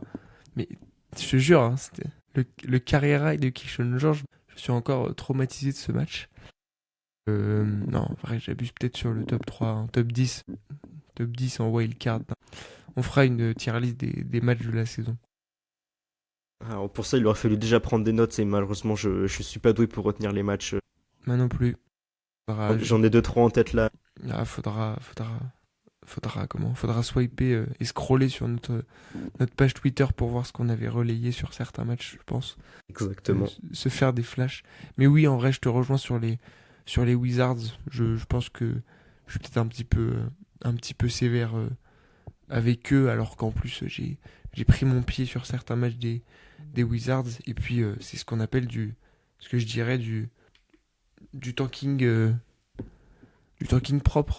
Donc c'est toujours plaisant à voir une équipe qui tank dans les belles règles de l'art, c'est-à-dire se battre, être capable de proposer des choses intéressantes collectivement, individuellement, et à la fin remplir l'objectif comptable qui est globalement et un peu de manière contradictoire celui de ne pas gagner. Je pense qu'on va pouvoir passer à enfin une équipe qui va pouvoir être dans les hauts du classement. Les Brooklyn Nets. Mesdames, messieurs, cette séquence qui va suivre, je m'en détache complètement. Enfin, je m'en détache. Non, je m'en détache pas. Mais vous avez ici un aficionados que je vais vous laisser écouter. Je le laisse prendre le dance floor. Enzo, que tu places les Brooklyn Nets. Avant de parler de classement, je ne vais pas être si dithyrambique.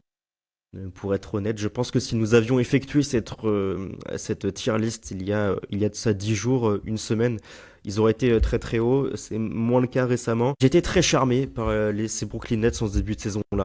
À la base, je voulais m'intéresser à eux uniquement pour Igor Demin, parce que c'est voilà mon coup de cœur parmi les rookies. Et au final, je me suis surpris à aimer ce jeu offensif parfois très léché de Brooklyn, avec beaucoup de systèmes de circulation de sets en horns, beaucoup de joueurs qui sont mis en, mis en, mis en vitesse.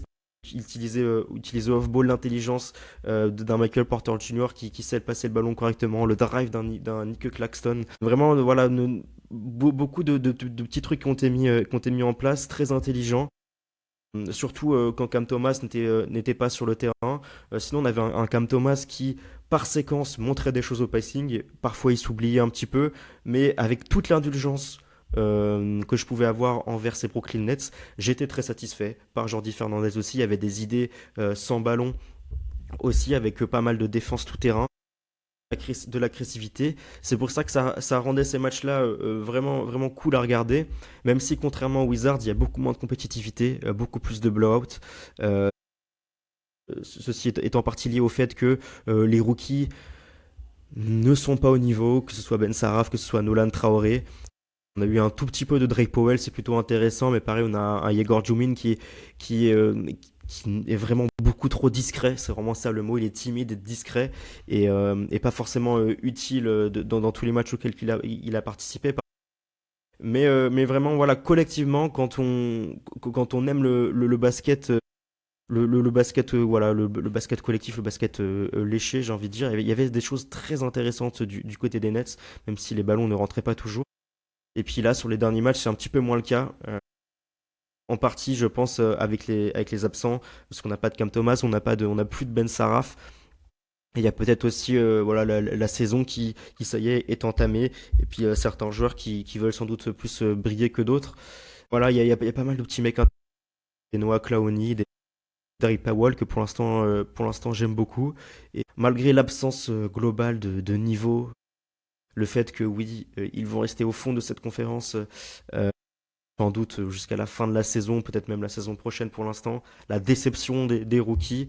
Il y a des idées dans ce coaching staff, c'est pour ça que je ne les mettrai pas tout en bas. Je les aurais mis dans intéressant, voilà, sans réfléchir jusqu'à il y a peut-être deux trois matchs. Là, je pense que si tu veux les mettre en on regarde que si, on peut discuter, même si encore à l'heure actuelle, je serais dans intéressant. Je vais te laisser rajouter un petit peu de précision de ton côté. Ce qui est bizarre, c'est que, en fait, si on les met dans on regarde que si, je sais pas quoi définir par on regarde que si pour ce qui est des Brooklyn Nets. C'est pas faux. Ce qui est sur le terrain en soi, c'est pas inintéressant.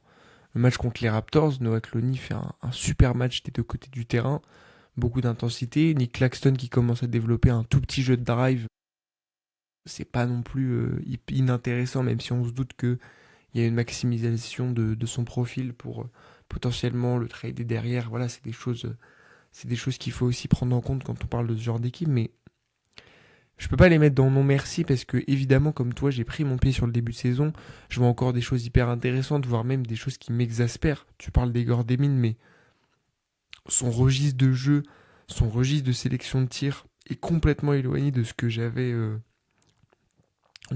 vu.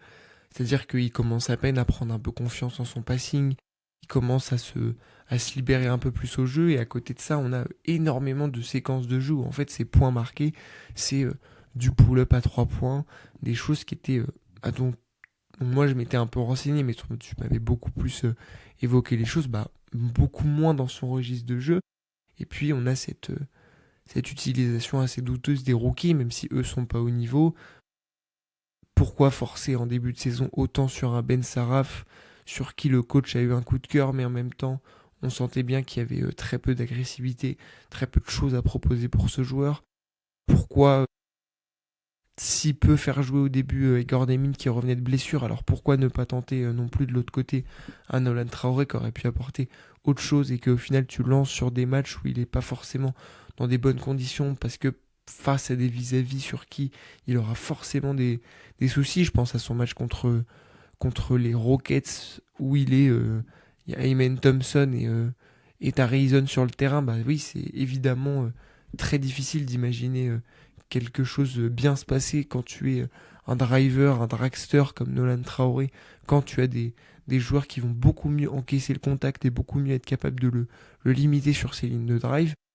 Et en même temps, tu as ces petites éclaircies. Nick Claxton qui développe un jeu de drive, Michael Porter Jr. qui prend un petit peu de complexification sur son jeu global en NBA, que ce soit par un peu de passe, un petit peu de défense, un petit peu plus d'agressivité au panier, des choses comme ça. Terrence Mann qui est plutôt régulier. Noah Clowney qui peut avoir de bons éclairs de génie. Drake Powell, comme tu as dit, moi je suis très fan de ce que j'ai vu pour l'instant. Donc en fait, j'ai presque envie de te dire, c'est soit intéressant, soit non merci. Et bah allons en Parce que intéressant alors. c'est intéressant parce qu'on s'attend à rien, parce qu'on se dit que c'est une équipe qui va tanker. Mais en même temps, on n'a pas envie de non merci parce que quand on clique sur un match des Brooklyn Nets, on a toujours des petites choses à dire par-ci par-là. Et on peut pas dire on regarde que si parce qu'on n'a pas forcément de raison de le regarder non plus. Je suis d'accord avec toi, je suis très satisfait de, de la colonne intéressant. On a vraiment mes trois équipes de cœur, je pense, sur ce début de saison de conférence confondue. Et la transition va être assez sympa parce qu'on vient d'enchaîner les trois seules équipes à une seule victoire de la conférence, je crois. On a commencé par les Wizards, on a entamé par les Nets et on termine par Indiana. Indiana qui va être mon équipe en non merci, l'équipe que je n'ai pas envie de regarder. Il y a énormément de blessés, on le sait, il y a Tyrese Haliburton, on a du Andrew Nebart qui a pas encore joué. Il Si, y a il a des... commencé. Ah, il a commencé du coup? Ça y est? Hier. Enfin, il a Hier? commencé, il a joué un match. Ok, bon, il a joué un match. Il y a Jarvis Walker qui a passé du temps sur le banc. Il y a du Obi Toppin qui va être absent pendant longtemps. Les Pacers, c'était mon équipe chouchou il y a 2 ans, en 2023-2024. J'étais vraiment très très fan de leur saison régulière parce que je décroche toujours un petit peu chaque année pendant les playoffs assez étrangement, mais bref, j'ai mes raisons.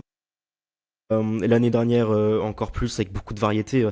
Un jeu qui vraiment j'avais l'impression de me dire bon si je dois créer une équipe de basket, si demain je suis coach, je voudrais jouer comme ces Pacers, je voudrais être Rick Carlisle. Et cette année, ce n'est pas le cas. Il y a beaucoup de déceptions. Je pense que c'est lié au fait aussi que les joueurs ont beaucoup changé. Le niveau est vraiment différent. Mais je n'ai aucune envie de me mettre devant un match des Pacers. Le peu que j'en ai vu m'a pas donné envie d'y revenir. Sans doute lié aussi du coup aux hautes attentes que j'en avais et que j'ai eu par le passé, par le plaisir que j'ai pris par le passé. Mais je crois que tu partages un petit peu mon avis, Oscar. Oui, pour un peu appuyer ce que j'ai dit, je me suis dit que c'était peut-être l'équipe sur laquelle j'allais faire le entre guillemets le plus de recherches statistiques. Que déjà il y a un empêchement complet de s'attacher à des joueurs parce qu'il y a une énorme rotation de roster. Je suis un petit peu l'actu sur ce plan-là, mais on a eu un aller-retour global de meneurs backup moyen en NBA avec Delon Wright, Mac McClung, Cameron Payne, puis Monte Morris. Donc en gros, 4 joueurs différents pour jouer à un poste de meneur qui était dépourvu dans Brunembard au début de saison, alors qu'il y avait le fabuleux, que dis-je, Edgy Denis qui pouvait potentiellement proposer des minutes en tant que titulaire. Ensuite, il y a déjà le changement de régime de jeu. C'est-à-dire que c'est une équipe qui est là au moment où j'avais pris mes notes, qui était 14e pace, je crois, avec contre la 7e la saison dernière et la 2e il y a 2 ans, donc au moment que tu étais chouchou, que c'était tes chouchous. Et puis c'est une équipe qui aussi se distingue globalement par beaucoup de tâtonnements sur le secteur intérieur, avec énormément de tentatives qui sont faites. Donc ça donne aussi des difficultés un peu à y voir clair sur des séquences de jeu. Jarvis Walker utilisait un petit 5, Siakam un petit peu aussi. Et puis aussi le fait qu'on passe aussi du tout au tout. Je pense que là on s'éloigne peut-être un petit peu du parquet, mais là où avec les Celtics on retrouve des visages, on retrouve des régimes de jeu et des régimes de compétitivité et de motivation qui sont clairement encore un petit peu les vestiges de ces Celtics compétitifs. Là, avec les Pacers, c'est très brutal. Il y a un énorme écart global de compétitivité, de talent, de qualité de jeu et aussi globalement d'attachement à cette équipe qui proposait tant par son jeu que par sa défense ou son attaque, mais aussi par l'attachement qu'on pouvait y avoir à des individualités. Bah là, c'est sûr que il y a un tout au tout qui est brutal. Surtout qu'on avait énormément aussi d'attentes de voir cette équipe aussi essayer de retranscrire un système de jeu similaire. On peut pas leur reprocher, il y a des blessures, etc. Mais c'est sûr que c'est très très difficile de s'attacher à cette équipe. On va être d'accord pour leur octroyer la dernière place de cette tier list. Et voilà, non merci. Et je ne vois pas on regarde que si dans les Pacers, je pense qu'il faudrait vraiment le retour de beaucoup de mecs intéressants. Ou que je vois pas mal des articles fleurir, des vidéos fleurir, des résultats augmenter un petit peu, mais ça fait quand même beaucoup de choses. Là où je pense que la saison des Pacers, ça me semble déjà plus ou moins axée vers une reconstruction, en tout cas du moins, non, une reconstruction non, mais vers une saison à oublier, une saison aux oubliettes pour revenir plus fort l'année prochaine. Ah, le plaisir. Je vais te Les laisser Knicks. parler des Knicks. Moi, j'aurais pas grand-chose à en dire, surtout en discutant avec toi qui les a beaucoup plus vus que moi et qui en est bien plus un spécialiste, étant donné que c'est une de tes équipes de cœur. Donc je vais te lancer. Ton classement sera le mien. Voilà, on va faire comme ça. Où est-ce que tu classes ces Knicks et pourquoi? Mais écoute, là, intéressant, globalement, va être une tier list axée sur le cœur. Non, non, c'est bon. Ah, j'ai cru que t'avais coupé j'entendais plus ton micro. Non, Excuse-moi. non, c'est juste que j'allais me servir de l'eau, du coup, pour pas qu'on entende l'eau.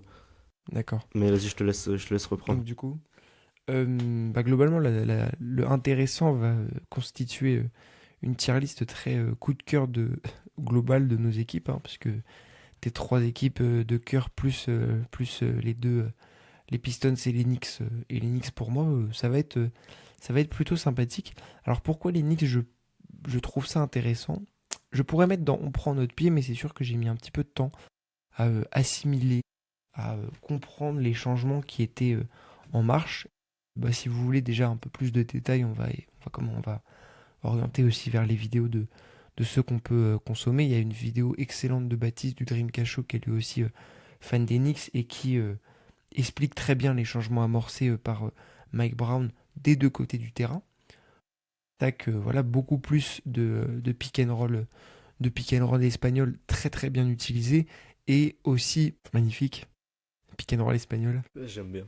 Des picos and rollers, du coup, je pense qu'on peut aller là-dessus. Ouais. Ouh lolo. Elle était bien celle-là. Ouais, des pics. Qu'est-ce que je veux dire? Je parle de l'attaque, sinon je vais y repenser. Et puis de l'autre côté, globalement, il y a énormément de changements qui sont amorcés. Et ça serait très très long de vous expliquer ce qui est en train d'être mis en place du côté des Knicks. Et c'est complexe, donc ça nécessite aussi énormément d'ajustements. Donc parfois c'est encore un petit peu brouillon. Un manque d'exécution. Il y a un manque peut-être d'automatisme aussi qui est assez prégnant, mais en même temps dû aussi à des ajustements d'effectifs qui ont dû être faits. Je pense que même si voilà, ça allait pas être un meneur titulaire, etc., mais le fait de ne pas avoir un meneur gestionnaire de tempo comme Malcolm Brogdon pouvait être, je pense aussi que ça revoit aussi énormément de questions de responsabilité, parce que même si on a des joueurs intéressants sur le backcourt remplaçant, bah demander ça déjà à Tyler Colley, que je l'adore, hein, mais c'est pour l'instant très difficile.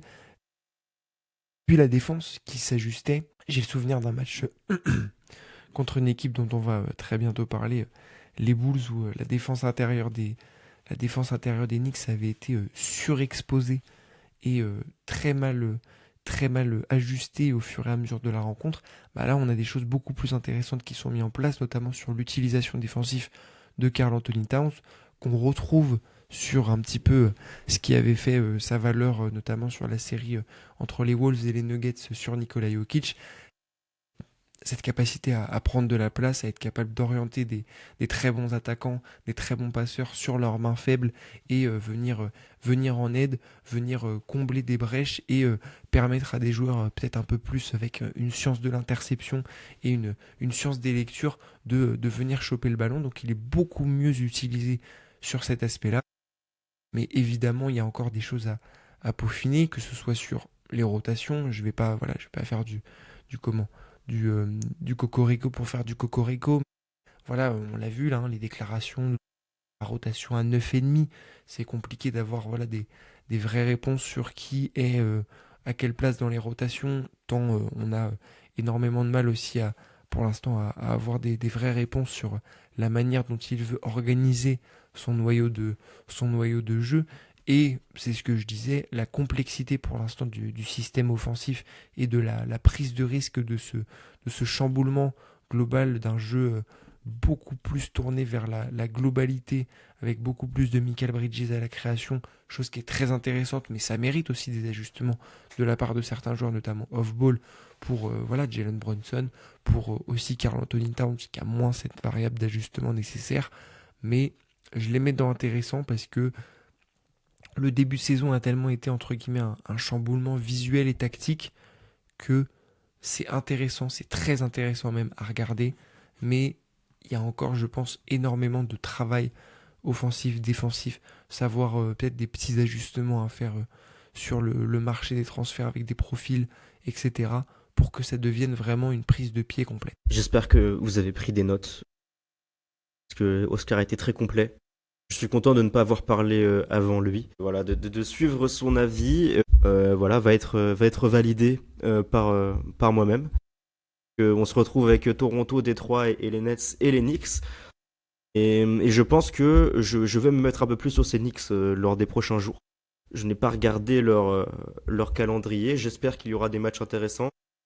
J'ai pas forcément été extrêmement ravi parce que je suis tombé face à Orlando hier, mais j'en avais vu deux, trois. J'avais vu les Bulls et j'en avais vu un ou deux autres. Et c'est vrai que c'était intéressant. Maintenant que ça y est que je commence à éliminer un peu plus d'équipes, je vais pouvoir me concentrer sur des équipes un peu plus intéressantes. Ouais, hâte de pouvoir discuter des Knicks avec toi. Et pour le prochain, il me semble qu'on passe à Chicago, n'est-ce pas? Et oui, on passe aux Chicago Bulls. Et là, c'est un petit peu mon inconnu. Je sais pas trop comment les juger, les placer, parce que c'est hétérogène sur cette saison, parce que évidemment leur adversité et leur calendrier est très difficile. Je sais pas trop comment juger le jeu global. Je te propose de juste te donner ce que j'en pense, peut-être un peu mes notes comme ça en pêle-mêle, et après on pourra essayer de débattre. Au début, quand j'ai préparé mes notes et j'ai fait des petits ajustements, c'était une équipe que je trouvais très plaisante, parce que j'avais un peu cet aspect d'équipe à connecteur, avec plein de joueurs, voilà, Werther, Koro, un petit peu de Boutzelis, une équipe assez fluide à regarder, où il y a énormément de joueurs qui trouvent très bien leur rôle. Voilà, j'ai souvenir de ces relations écran-écran de Werther au Koro, où Werther arrive très bien à lire des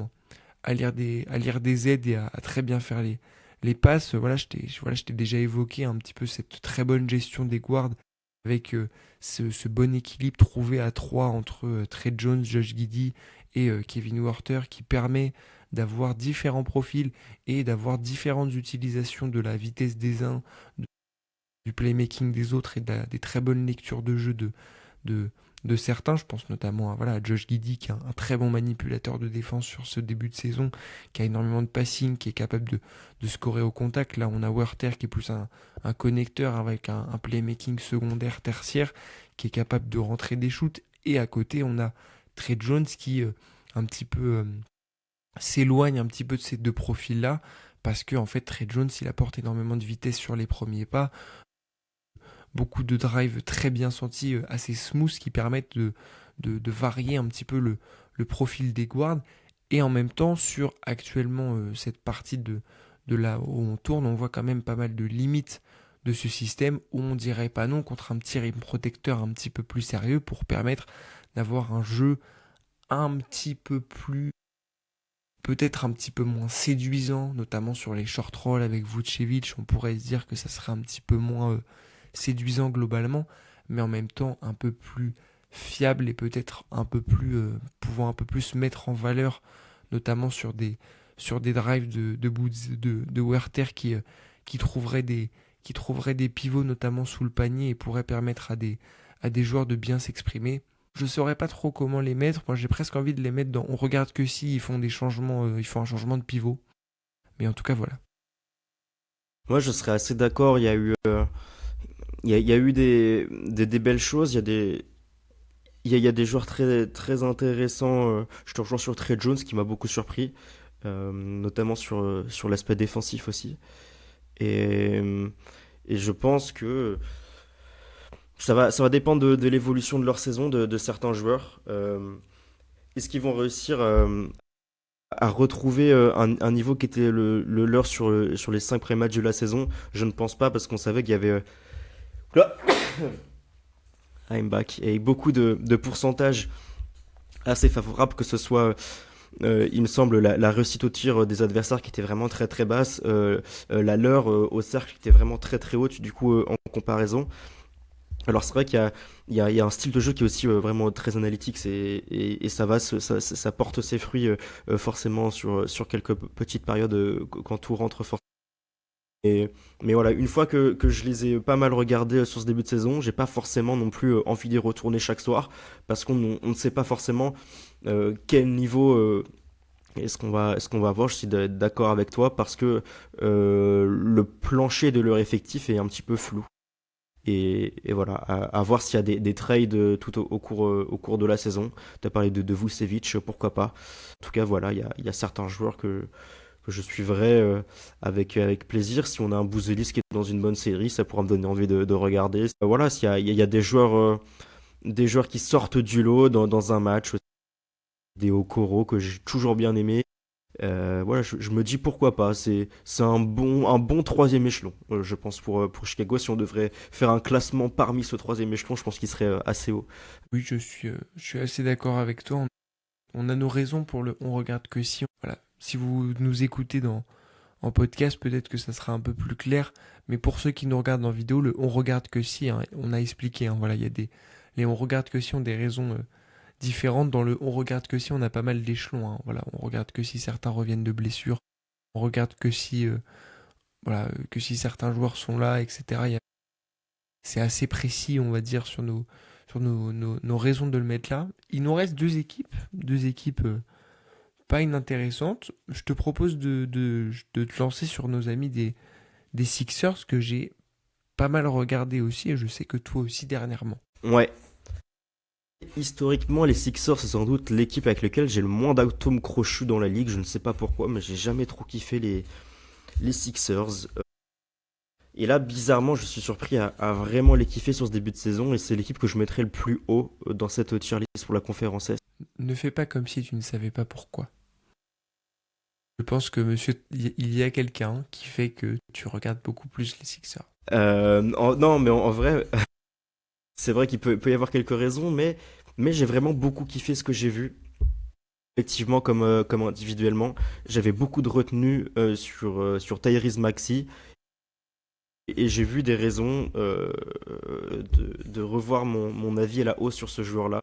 Il y a des sélections de tirs qui peuvent poser toujours question à certains moments, notamment dans le clutch time, où je l'ai vu porter trop la balle et vouloir prendre une charge de responsabilité qui ne doit pas être la sienne, je pense. Mais sur quelques passages, j'ai quand même vu un scoreur Tyrese Maxey à un niveau que je ne l'avais peut-être pas encore vu voilà, sur les années précédentes. À voir comment se stabilise le tir à 3 points, mais il y a quelques passages sur pull-up de Tyrese Maxey qui sont assez effrayants. Et même collectivement, il y a un nombre de joueurs qui sont très intelligents avec le ballon. Que ce soit Joel Embiid, il y a beaucoup de si.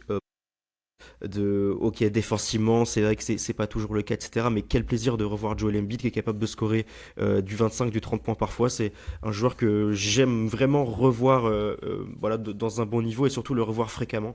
Ça me fait vraiment plaisir. Quentin Grimes, c'est toujours intéressant. Credon Watford apporte des choses plutôt positives maintenant qui s'est peut-être installé dans le sac majeur. Et non, vraiment, collectivement, c'est sans doute l'équipe qui m'a fait le plus d'effets et qui m'a offert le plus de certitude par séquence. Je n'ai pas vu tous les matchs. Je suis peut-être tombé uniquement sur des victoires de Philadelphie qui a ça qui va s'y remettre en cause. Mais voilà, c'est mon coup de cœur. Tout est relatif parce que j'ai pas non plus de pour l'instant.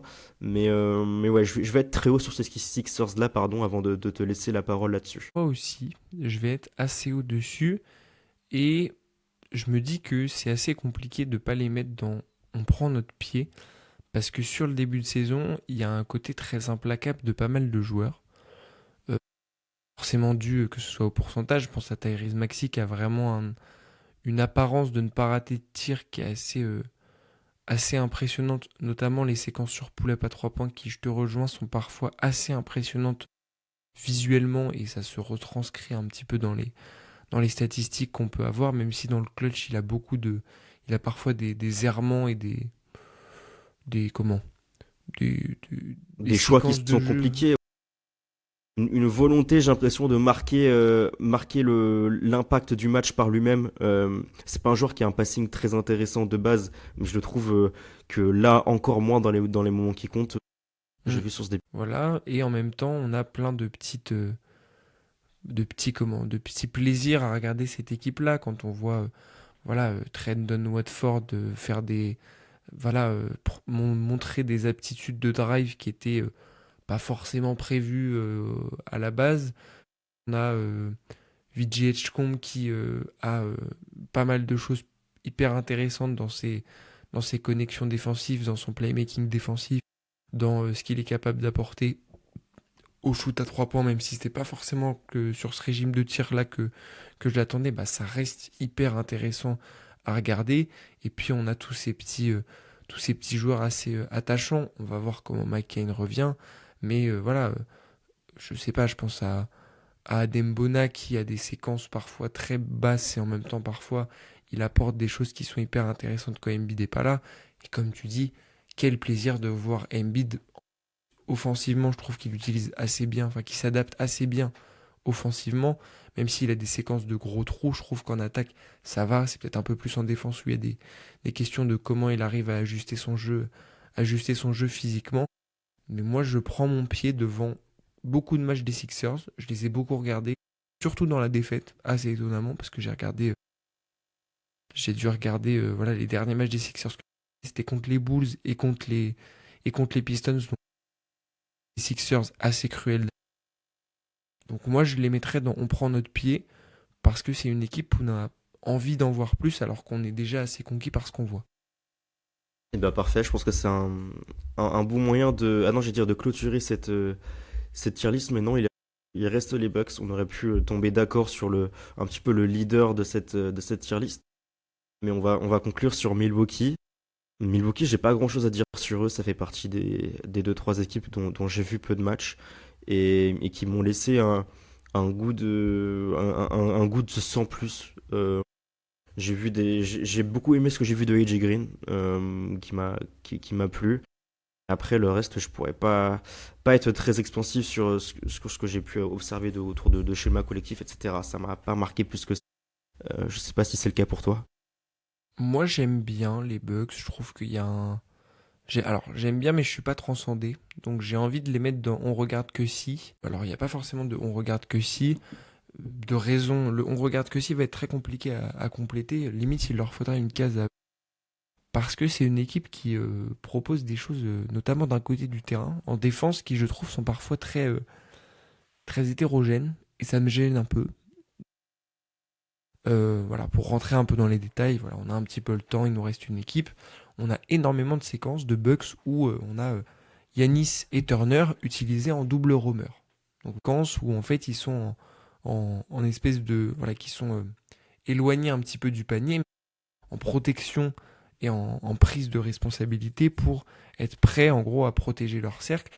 Et donc on a cette espèce de trou un petit peu sur voilà, des joueurs qui sont pas pris, etc. Parce qu'on a deux roamers qui se marchent un peu sur les pieds.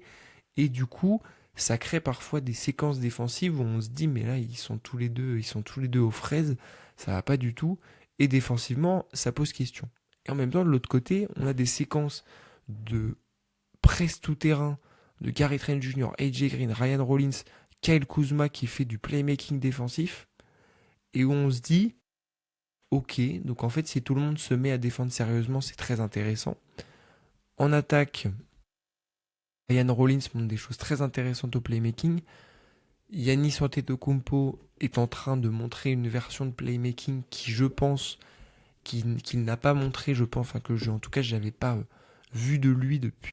Kyle Kuzma a une intelligence de choix qui s'affine, même si, et c'est assez contradictoire en fait, il a aussi tendance maintenant à un peu trop refuser le drive ou à refuser le tir. Donc c'est assez déséquilibré. Il y a eu un temps où il en prenait un tout petit peu trop et du coup ça faisait qu'il avait une sélection et voilà, une propreté discutée. Maintenant, il refuse des drives pour faire des extra passes ou pour faire des choses comme ça. Un petit peu de nuance ne serait pas de refus, monsieur K. C'est hyper... Je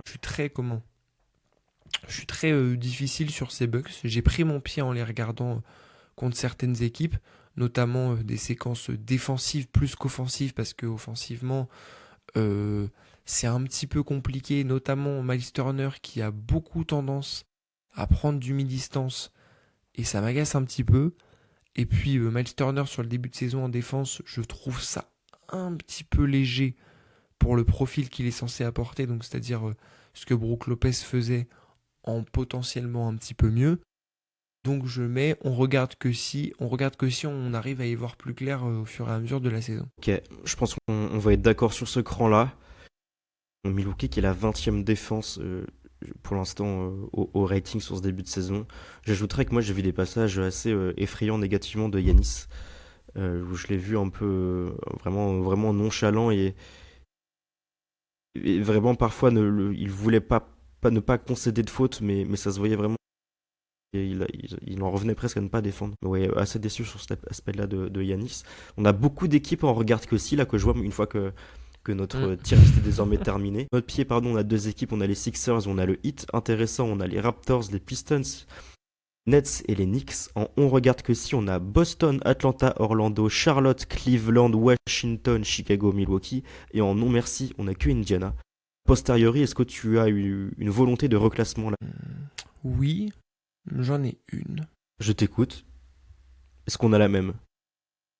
Je descendrais bien Miami et je monterais bien Chicago pour faire redescendre Toronto. Ok, donc Ou alors on tu me laisse proposes un Toronto. trade à trois équipes.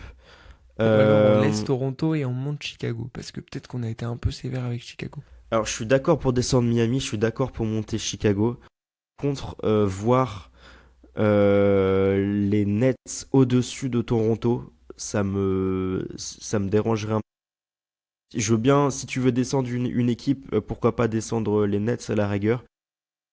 Pour les derniers matchs, j'ai vraiment peur de la trajectoire que prend l'équipe. Mais descendre Toronto au même niveau que des équipes qui parleraient moins, je sais pas si ça tirait ou pas, toi. Je trouve que là c'est plus représentatif des dynamiques sur toute la globalité de la saison. Avec Et donc, du notamment ce coup, hit qui a du mal à concrétiser certaines rencontres et qui est mis en difficulté comme tu le dis.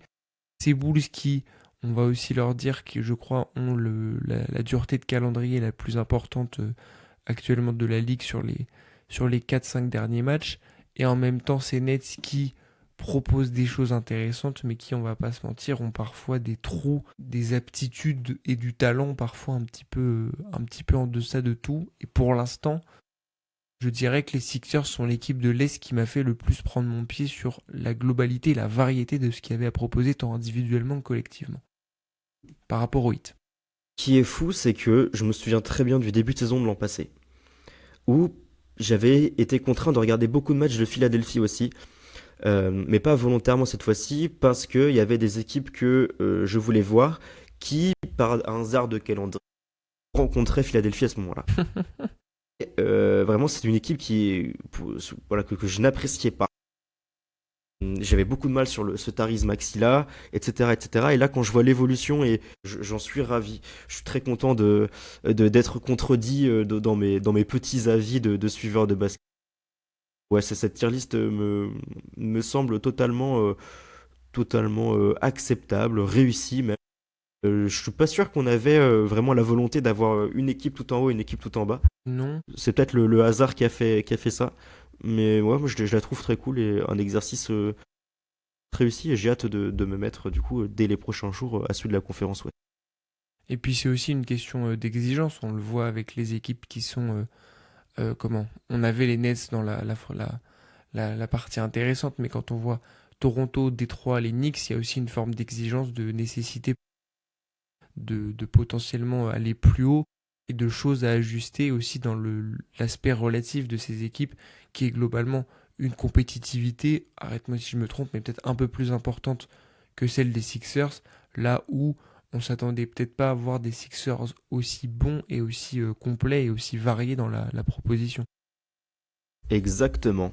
Et on va pouvoir donc conclure cet épisode, je pense. Oublie la partie recommandation Oui, du podcast. exactement. J'allais venir. On va pouvoir la conclure en glissant tranquillement, mais sûrement vers notre rubrique. Notre rituel de fin, désormais, la rubrique pardon, recommandation qui peut être au sujet du sport, au sujet du basket, qui peut s'élargir un petit peu à tous les prismes culturels. Si tu veux même nous recommander une recette de cuisine, en tout cas, je suis tout oui tant que tu ne nous parles pas d'un... Ah non, l'épisode n'est pas encore sorti, donc non, je n'ai rien Non. dit. Je t'écoute, Oscar, qu'est-ce que tu veux nous recommander? De quoi tu veux nous parler ce soir? Eh bien, écoute, je vais vous parler de musique aujourd'hui. Voilà, je vais vous parler de musique, puisque... Alors non, je vais vous parler d'un combo. Un combo de deux choses l'une. Voilà, je vais me permettre de dégainer mon téléphone portable pour avoir confirmation que je ne vais pas dire n'importe quoi.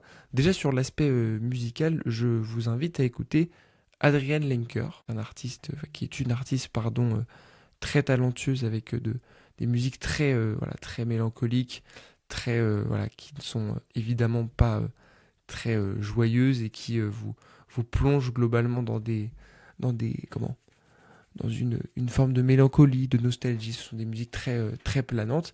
Et je vous parle en même temps d'une combinaison de deux choses, du jeu Stray, donc qui est un jeu disponible sur console, sur PC aussi, qui est donc un jeu où on incarne un chat, se balade dans une ville futuriste abandonnée. Ça ressemble un petit peu à, voilà, pour ceux qui ont vu Ready Player One ou des choses comme ça, une ville un petit peu dans ce style-là, un petit peu une espèce de d'utopie, dystopie, je sais pas comment trop le dire, mais quelque chose de très futuriste, mais aussi très délabré, avec un univers assez sombre, en même temps très empreint de couleurs assez vives. C'est assez contrasté et assez intéressant. Et donc, si je dois vous donner un conseil, après 23 heures, en attendant vos matchs NBA d'une heure du matin, un petit combo Adrian Lenker en fond musical pour vous, un petit peu de nostalgie, et juste vous balader et faire vos petites missions avec votre chat Petit chat. dans une ville sombre. On passe tout seul en attendant des Philadelphie Celtics par exemple. Je connaissais aucune de tes recommandations. Je suis allé aller taper un petit peu et c'est parfait que tu recommandes Madame Adrienne Linker parce que ça va permettre de nous faire pardonner un petit peu envers la communauté d'Indianapolis puisque Adrienne Linker est né à Indianapolis. Ah, Oui, on a mis les Pacers tout en bas. Si vous nous écoutez, on sait que beaucoup de gens nous écoutent de l'Indiana. J'ai les stats sous les évidemment. yeux. Voilà, petit SO à vous. Et j'irai y faire un tour. Je vais passer à mes recommandations rapidement parce que j'en avais deux très rapides en tête. La première, puisqu'on parlait de musique, c'est Rosalia qui a sorti son dernier album la semaine dernière.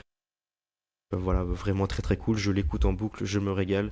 Beaucoup plus lyrical, beaucoup plus non lyrique que je voulais dire dans le terme chant lyrique avec pas mal d'opéra et tout. On se régale, c'est très différent. Elle chante dans plein de langues, elle se régale. Tout est réussi. Il y a un des mecs des Daft Punk qui est présent sur un son. Enfin bref, voilà, c'est très différent de ce qu'elle a fait sur Motomami, son dernier album. Donc voilà, je me régale. La Queen Rosalia. Et aussi une vidéo, va parler un peu de basket. Sur la chaîne YouTube du roster, une interview de Nicolas Mathieu par Louison. Nicolas Mathieu qui est un scout français qui est sous contrat avec les portants de Trailblazers, mais qui a un parcours très intéressant, qui est du coup a évolué avec Lasvel, avec aussi Bourg-en-Bresse, et qui durant cette interview retrace un petit peu tout son parcours, toutes les difficultés qu'il a eues, mais aussi ses visions, etc. Et le mec est vraiment super intéressant. En 1 heure, il a remis un peu en cause mon parcours professionnel.